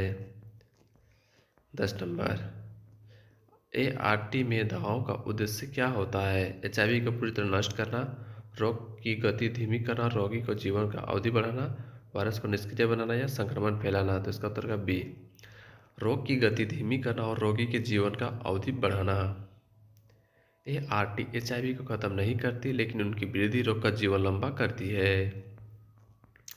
11 नंबर, HIV मुख्यतः किस द्रव में पाया जाता है? पसीना, आंसू, वीर्य और रक्त या मूत्र। तो इसका उत्तर का सी, वीर्य और रक्त। HIV रक्त, वीर्य यानी स्राव और स्तन के दूध में पाया जाता है। 12, माँ से बच्चे में HIV संक्रमण कब हो सकता है? केवल प्रसव के समय, केवल गर्भावस्था में, गर्भावस्था, प्रसव या स्तनपान के दौरान या केवल स्तनपान में। इसका उत्तर होगा सी, गर्भावस्था, प्रसव या स्तनपान के दौरान। माँ से बच्चा गर्भ में, प्रसव के दौरान या दूध पिलाने से संक्रमित हो सकता है। 13 नंबर, HIV संक्रमण से बचाव हेतु कौन सी सावधानी नहीं अपनाई जाती है? एक बार पहले वाली सुई का उपयोग, असुरक्षित यौन संबंध, रक्त की HIV जांच, कंडोम का प्रयोग। तो इसका उत्तर होगा बी, असुरक्षित यौन संबंध। असुरक्षित यौन संबंध HIV संक्रमण का प्रमुख कारण है।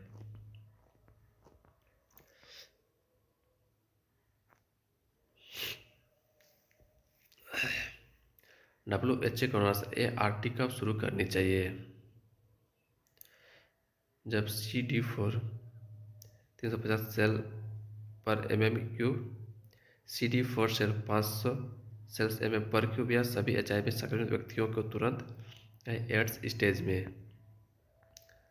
तो इसका उत्तर होगा सी नंबर, सभी HIV संक्रमित व्यक्तियों को तुरंत। तो ART शुरू कर देना चाहिए। व्याख्या, WHO की नई गाइडलाइन के अनुसार HIV पॉजिटिव व्यक्ति को जैसे ही पता चले तो ART शुरू करनी चाहिए। 15, HIV संक्रमण की रोकथाम के लिए गर्भवती महिला को क्या दिया जाता है? आयरन टेबलेट, नेविरापिन टेबलेट या जिंक सप्लीमेंट या फॉलिक एसिड। इसका उत्तर का बी, नेविरापिन टेबलेट। HIV पॉजिटिव गर्भवती महिला को सिंगल डोज नेविरापिन दी जाती है ताकि मां से बच्चे संक्रमित ना हो। 16 नंबर, HIV पॉजिटिव मां को बच्चे को दूध पिलाने के लिए क्या सलाह दी जाती है? केवल स्तनपान या केवल कृत्रिम दूध, दोनों एक साथ, केवल पानी देना, कोई विशेष सलाह नहीं। तो इसका उत्तर है केवल स्तनपान या केवल कृत्रिम दूध। WHO के अनुसार एक्सक्लूसिव ब्रेस्ट फीडिंग या एक्सक्लूसिव फॉर्मूला फीडिंग दोनों में से एक ही तरीका अपनाना चाहिए।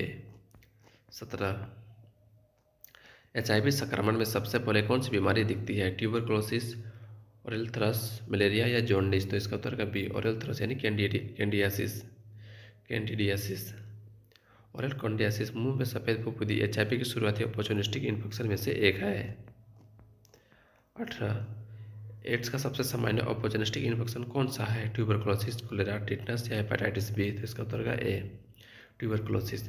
भारत में ट्यूबरक्लोसिस TB HIV एड्स से जुड़ा सबसे सामान्य संक्रमण है। 19, HIV रोकथाम हेतु कौन सी राष्ट्रीय योजना चलाई जा रही है? NACP, NRHM, NLEP या RNDCP। इसका उत्तर का A, NACP। National AIDS control programme भारत में HIV एड्स रोकथाम के लिए संचालित है। 20 नंबर, भारत में HIV एड्स की जानकारी देने वाला राष्ट्रीय निकाय कौन सा है? ICMR, NACO, WHO या यूनिसेफ। तो इसका उत्तर होगा B, NACO। NACO national AIDS control organisation भारत में HIV और एड्स संक्रमण का संचालन करता है, कार्यक्रम का संचालन करता है। 21 नंबर, HIV पॉजिटिव मरीज की देखभाल में सबसे महत्वपूर्ण यूनिवर्सल प्रिकॉशन क्या है? मास्क पहनना, हैंड वॉश करना, दस्ताने पहनना या सब। तो इसका उत्तर का डी, सब। यूनिवर्सल प्रिकॉशन में ग्लव्स, मास्क, गाउन, गोगल्स और प्रॉपर हैंड वॉशिंग सभी जरूरी है ताकि संक्रमण ना फैले। 22, यूनिवर्सल प्रिकॉशन का उद्देश्य क्या है? केवल HIV मरीज की रक्षा करना, स्वास्थ्यकर्मी और मरीज दोनों को संक्रमण से बचाना, केवल अस्पताल की सफाई रखना या रक्त बचाना। तो इसका उत्तर का बी, स्वास्थ्यकर्मी और मरीज दोनों को संक्रमण से बचाना। यूनिवर्सल प्रिकॉशन का उद्देश्य है स्वास्थ्यकर्मी और मरीज दोनों को संक्रमण से बचाना। 23, HIV पॉजिटिव मरीज के खून के नमूने को कैसे संभालना चाहिए? बिना दस्ताने के, सामान्य नमूने की तरह, बायोहजार्ड लेवल लगाकर और सील बंद करके, या खुला छोड़ देना। तो इसका उत्तर है सी, बायोहजार्ड लेवल लगाकर और सील बंद करके। ऐसे नमूने को बायोहजार्ड लेवल लगाकर सील बंद किया जाता है ताकि संक्रमण का खतरा ना हो। 24, अगर नर्स को गलती से HIV पॉजिटिव रक्त से सुई लग जाए तो सबसे पहले क्या करना चाहिए? हाथ धोना और खून निचोड़ना, घाव को छिपाना, तुरंत एंटीबायोटिक लेना, कोई कार्रवाई नहीं। तो इसका उत्तर है हाथ धोना और खून निचोड़ना। घाव को साबुन और पानी से धोना, धोकर खून बाहर निकालना, डू नॉट शक और फिर रिपोर्ट करना चाहिए। 25, नीडल स्टिक इंजरी के बाद HIV संक्रमण से बचने के लिए कौन सा उपचार दिया जाता है? वैक्सीनेशन, PEP यानी पोस्ट एक्सपोजर प्रोफाइलेक्सिस, एंटीबायोटिक या इम्यूनोग्लोबिन। तो इसका उत्तर का बी, PEP यानी post exposure prophylaxis. Post exposure prophylaxis PEP HIV संक्रमण से बचने के लिए दिया जाता है यदि 72 घंटे के अंदर शुरू किया जाए। PEP पोस्ट एक्सपोजर प्रोफिलैक्सिस कब शुरू करना चाहिए? 72 घंटे के बाद, 24 घंटे के बाद, 7 दिन के बाद या तुरंत ही देना चाहिए? तो इसका उत्तर होगा ए, 72 घंटे के अंदर। HIV एक्सपोजर के 72 घंटे के अंदर PEP शुरू करना आवश्यक है, जितनी जल्दी उतनी प्रभावी। PEP कितने दिनों तक दिया जाता है? 7 दिन, 14 दिन, 21 दिन या 28 दिन? तो इसका उत्तर होगा डी, 28 दिन। PEP का पूरा कोर्स 28 दिन तक चलता है। 28 नंबर। PEP में कौन सी दवा दी जाती है? Antibiotic, zidovudine plus lamivudine plus tenofovir, doxycycline या आइसोनियाज़ाइड? तो इसका उत्तर होगा B, zidovudine plus lamivudine plus tenofovir. PEP regimen में 3 एंटीरेट्रोवायरल दवाइयाँ दी जाती है, जिडोबुडिन, लमिवुडिन और टेनोफविर, ZLD। 29। HIV काउंसलिंग का मुख्य उद्देश्य क्या है? मरीज को डराना, मरीज को मानसिक और सामाजिक सहयोग देना, मरीज को कला रखना, मरीज को छिपाना? तो इसका उत्तर का बी, मरीज को मानसिक और सामाजिक सहयोग देना। काउंसलिंग से मरीज को मानसिक समर्थन, जानकारी और सकारात्मक जीवन दृष्टिकोण मिलता है। 30। प्री टेस्ट काउंसलिंग का अर्थ है टेस्ट के बाद सलाह देना, HIV टेस्ट से पहले जानकारी देना, दवा देने की सलाह, उपचार बंद करना? तो इसका उत्तर का बी, HIV टेस्ट से पहले जानकारी देना। HIV टेस्ट से पहले मरीज को टेस्ट की प्रक्रिया, गोपनीयता और संभावित परिणामों के बारे में बताया जाता है। 31। पोस्ट टेस्ट काउंसलिंग कब की जाती है? टेस्ट से पहले, रिपोर्ट मिलने के बाद, दवा शुरू करने से पहले या कभी नहीं? तो इसका उत्तर का बी, रिपोर्ट मिलने के बाद। रिपोर्ट आने के बाद मरीज को परिणाम समझाना और आगे की योजना बनाना पोस्ट टेस्ट काउंसलिंग कहलाता है। 32। HIV काउंसलिंग में गोपनीयता यानी कॉन्फिडेंशियलिटी क्यों जरूरी है? कानूनी आवश्यक है, सामाजिक भेदभाव से बचने के लिए, मरीज को शांत रखने के लिए, डॉक्टरों की सुविधा के लिए? तो इसका उत्तर का बी, सामाजिक भेदभाव से बचने के लिए। गोपनीयता बनाए रखना HIV काउंसलिंग का मुख्य सिद्धांत है, ताकि मरीज समाज के डर से बच सके। 33। HIV मरीज को खाना कैसे देना चाहिए? उच्च प्रोटीन और पौष्टिक आहार, साधारण आहार, केवल तरल पदार्थ या कम कैलोरी वाला पदार्थ? तो इसका उत्तर का ए, उच्च प्रोटीन और पौष्टिक आहार। HIV मरीज के लिए हाई प्रोटीन, विटामिन रिच और बैलेंस डाइट जरूरी, ताकि प्रतिरक्षा शक्ति बनी रहे। 34। HIV एड्स रोगी के लिए सबसे उपयुक्त नर्सिंग डायग्नोसिस क्या है? Pain related to fever, risk of infection related to low immunity, deficient knowledge या फैटिग? तो इसका उत्तर का B, risk of infection related to low immunity. HIV में रोगी की प्रतिरोधक क्षमता कम होती है, इसलिए इन्फेक्शन का खतरा सबसे प्रमुख होता है। 35। HIV इन्फेक्शन में आइसोलेशन का प्रकार कौन सा है? Protection isolation, reverse isolation, droplet isolation या कॉन्टैक्ट आइसोलेशन? तो इसका उत्तर का बी, रिवर्स आइसोलेशन। HIV मरीज को रिवर्स आइसोलेशन में रखा जाता है, ताकि बाहर में से इन्फेक्शन उससे न लगे। 36। HIV मरीज की देखभाल करते समय कौन सा उपकरण पुनः उपयोग नहीं किया जाना चाहिए? ग्लव्स, ग्लव्स, BP कॉफ, स्टेथोस्कोप या बेडशीट? तो इसका उत्तर होगा ए, ग्लव्स। डिस्पोजेबल ग्लव्स हमेशा एक बार उपयोग करके फेंक देना चाहिए। 37। HIV मरीज में अपॉर्चुनिस्टिक इन्फेक्शन की रोकथाम कैसे की जाती है? वैक्सीनेशन और सफाई, ब्रॉड स्पेक्ट्रम एंटीबायोटिक, मल्टीविटामिन या स्टेरॉइड थेरेपी? तो इसका उत्तर होगा ए, वैक्सीनेशन और सफाई। HIV मरीजों को रेगुलर क्लीनिंग, हाइजीनिक और वैक्सीनेशन से इन्फेक्शन से बचाया जाता है। 38। HIV मरीज को कौन सा टीका नहीं दिया जाता? Oral polio virus, tetanus, hepatitis B या BCG? तो इसका उत्तर है A, oral polio virus. HIV positive व्यक्ति को लाइव वैक्सीन जैसे OPV नहीं देना चाहिए, क्योंकि उनकी प्रतिरक्षा कमजोर होती है। 39। HIV मरीज को मानसिक रूप से कैसे सहयोग दिया जाता है? सहानुभूति से सुनना और भावनात्मक समर्थन देना, डांटना, रिपोर्ट छिपाना, मरीज से दूरी बनाना? तो इसका उत्तर है ए, सहानुभूति से सुनना और भावनात्मक समर्थन देना। HIV काउंसलिंग में एम्पैथेटिक लिसनिंग और साइकोलॉजिकल सपोर्ट बहुत जरूरी है। 40। HIV यानी एड्स नियंत्रण राष्ट्रीय हेल्पलाइन नंबर क्या है? 1098, 108, 1097 या 1075? तो इसका उत्तर है C, 1097। 1097 national AIDS helpline number NACO HIV AIDS संबंधी जानकारी आवश्यकता के लिए उपलब्ध है। तो ये थे HIV और एड्स टॉपिक के टॉप 40 MCQ जो कि एग्ज़ाम में आने के बहुत चांसेस हैं। अभी तक चैनल को आपने सब्सक्राइब नहीं किया है तो सब्सक्राइब करें और लाइक करें। धन्यवाद। पहला क्वेश्चन से, इनफर्टिलिटी की परिभाषा क्या है? 1 वर्ष तक गर्भ ना ठहरना बिना गर्भ निरोधक के, 6 महीने तक गर्भ ना ठहरना, शादी के बाद तुरंत गर्भ ना ठहरना, कभी गर्भ ना ठहरना। तो इसका उत्तर है ए नंबर, 1 वर्ष तक गर्भ ना ठहरना या बिना गर्भ निरोधक के। अगर एक दंपति 1 वर्ष तक नियमित सहवास के बावजूद बिना गर्भ निरोधक के गर्भ धारण नहीं कर पाता तो उसे इनफर्टिलिटी कहा जाता है। दूसरा नंबर, इनफर्टिलिटी के कितने प्रकार होते हैं? 1, 2, 3 या 4? तो इसका उत्तर है बी, 2 प्रकार के इनफर्टिलिटी होते हैं। इनफर्टिलिटी 2 प्रकार की होती है, पहला प्राइमरी इनफर्टिलिटी और सेकेंडरी इनफर्टिलिटी। तो प्राइमरी इनफर्टिलिटी क्या होता है? कभी गर्भ ना ठहरना। सेकेंडरी इनफर्टिलिटी क्या होता है? पहले गर्भ ठहर रहा था, बाद में नहीं ठहर रहा है। तीसरा नंबर, महिला में बांझपन का सबसे सामान्य कारण क्या है? ओव्यूलेशन की समस्या, ट्यूबल ब्लॉकेज, इन्फेक्शन या स्ट्रेस? इसका उत्तर ए, ओव्यूलेशन की समस्या। महिलाओं में सबसे सामान्य कारण एनोवुलेशन या अंडोत्सर्जन न होना है। चौथा नंबर, पुरुषों में बांझपन का सबसे सामान्य कारण क्या है? इरेक्टाइल डिस्फंक्शन, कम शुक्राणु संख्या जिसको ओलिगोस्पर्मिया बोलते हैं, नपुंसकता या हार्मोनल असंतुलन। तो इसका उत्तर है बी, कम शुक्राणु संख्या यानी ओलिगोस्पर्मिया। पुरुष बांझपन का प्रमुख कारण शुक्राणु की संख्या या गति में कमी होती है।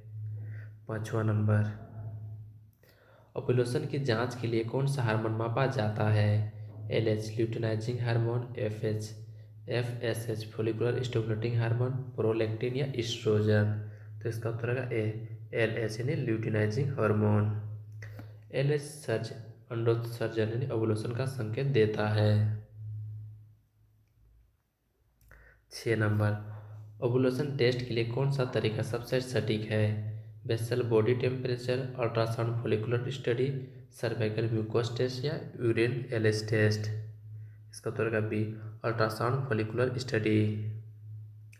फॉलिकुलर अल्ट्रासाउंड से अंडे के विकास और रिलीज का प्रत्यक्ष प्रमाण मिलता है। 7 नंबर, ट्यूबल ब्लॉकेज की जांच कैसे की जाती है? HSG, CT स्कैन, MRI या एक्सरे पेल्विक? तो इसका ऑप्शन है ए नंबर यानी HSG। हिस्टेरोसेल्पिनोग्राफी के से गर्भाशय और फैलोपियन ट्यूब की नलिकाओं की खुलावट जानी जाती है। 8 नंबर, फीमेल इनफर्टिलिटी में PID यानी पेल्विक इन्फ्लेमेटरी डिजीज का क्या योगदान है? ओवरी को बड़ा करना, फैलोपियन ट्यूब को ब्लॉक करता है, यूट्रस को मजबूत करता है या ओव्यूलेशन बढ़ाता है? तो इसका उत्तर होगा बी, फैलोपियन ट्यूब को ब्लॉक करता है। PID यानी पेल्विक इन्फ्लेमेटरी डिजीज से फैलोपियन ट्यूब में फिब्रोसिस और ब्लॉकेज होता है जिससे अंडाणु और शुक्राणु का मिलन नहीं होता। 9 नंबर, पुरुषों में शुक्राणु की सामान्य संख्या कितनी होनी चाहिए? 5 मिलियन पर ml, 15 मिलियन पर ml से अधिक, 10 मिलियन पर ml या 1 मिलियन पर ml? तो इसका उत्तर है बी, 15 मिलियन पर ml से अधिक। WHO के अनुसार 15 मिलियन स्पर्म पर ml या उससे अधिक को सामान्य माना जाता है। 10 नंबर, ओलिगोस्पर्मिया का अर्थ क्या है? शुक्राणु की संख्या अधिक होना, शुक्राणु की संख्या कम होना, शुक्राणु मर जाना या शुक्राणु ना होना? तो इसका उत्तर है बी नंबर, शुक्राणु की संख्या कम होना। ओलिगोस्पर्मिया का अर्थ है शुक्राणु की संख्या सामान्य से कम होना। 11, शुक्राणु ना होना क्या कहलाता है? ओलिगोस्पर्मिया, एंजियोस्पर्मिया, स्टेनोस्पर्मिया, नेक्रोस्पर्मिया? बी, बी है क्या? एजोस्पर्मिया में शुक्राणु पूरी तरह अनुपस्थित होते हैं। 12 नंबर, ओव्यूलेशन इंड्यूस करने के लिए कौन सी दवा दी जाती है? क्लोमिफेन सिट्रेट, मेटफॉर्मिन, ऑक्सीटोसिन या फिर प्रोजेस्टेरोन। तो इसका उत्तर होगा A, clomiphene citrate. Clomiphene citrate ovulation को प्रोत्साहित करता है और महिलाओं में प्रायः पहली लाइन की दवा यानी फर्स्ट लाइन मेडिसिन है। 13 नंबर, हाइपरप्रोलेक्टिनेमिया से इनफर्टिलिटी क्यों होती है? ओव्यूलेशन रुक जाता है, मेंस्ट्रुअल साइकिल बढ़ जाता है, प्रोजेस्टेरोन बढ़ता है या यूट्रस छोटा हो जाता है। तो इसका उत्तर है ओव्यूलेशन रुक जाता है। प्रोलैक्टिन हार्मोन की अधिकता एलएच ल्यूटिनाजिक और एफएसएच फोलिकुलर स्टिमुलेटिंग को दबा देती है जिससे ओव्यूलेशन बंद हो जाता है। 14, आईवीएफ का पूरा नाम क्या है? Intravaginal fertilisation, in vitro fertilisation, internal vaginal fusion या इन वाइवो फॉर्मेशन। तो इसका उत्तर है B, in vitro fertilisation. In vitro fertilisation का अर्थ है शरीर के बाह्य परिसला में अंडाणु और शुक्राणु का मिलन। 15 नंबर, आईवीएफ के बाद बने भ्रूण को कहाँ स्थापित किया जाता है? ओवरी में, यूट्रस में, फैलोपियन ट्यूब में या सर्विक्स में। तो इसका उत्तर है बी, यूट्रस में। आईवीएफ से बने भ्रूण को यूट्रस गर्भाशय में स्थानांतरित किया जाता है। 16 नंबर, आईयूआई का अर्थ है इंट्रायूट्राइन इंसेमिनेशन, इंट्रावेजाइनल इंसेमिनेशन, इंट्राट्यूबल इंसर्शन या इंटरनल यूनियन ऑफ ओव्यूम। तो इसका उत्तर है intrauterine insemination. IUI intrauterine insemination में प्रोस्टेट शुक्राणु सीधे गर्भाशय में डाले जाते हैं। 17 number, polycystic ovary syndrome PCOS में क्या देखा जाता है?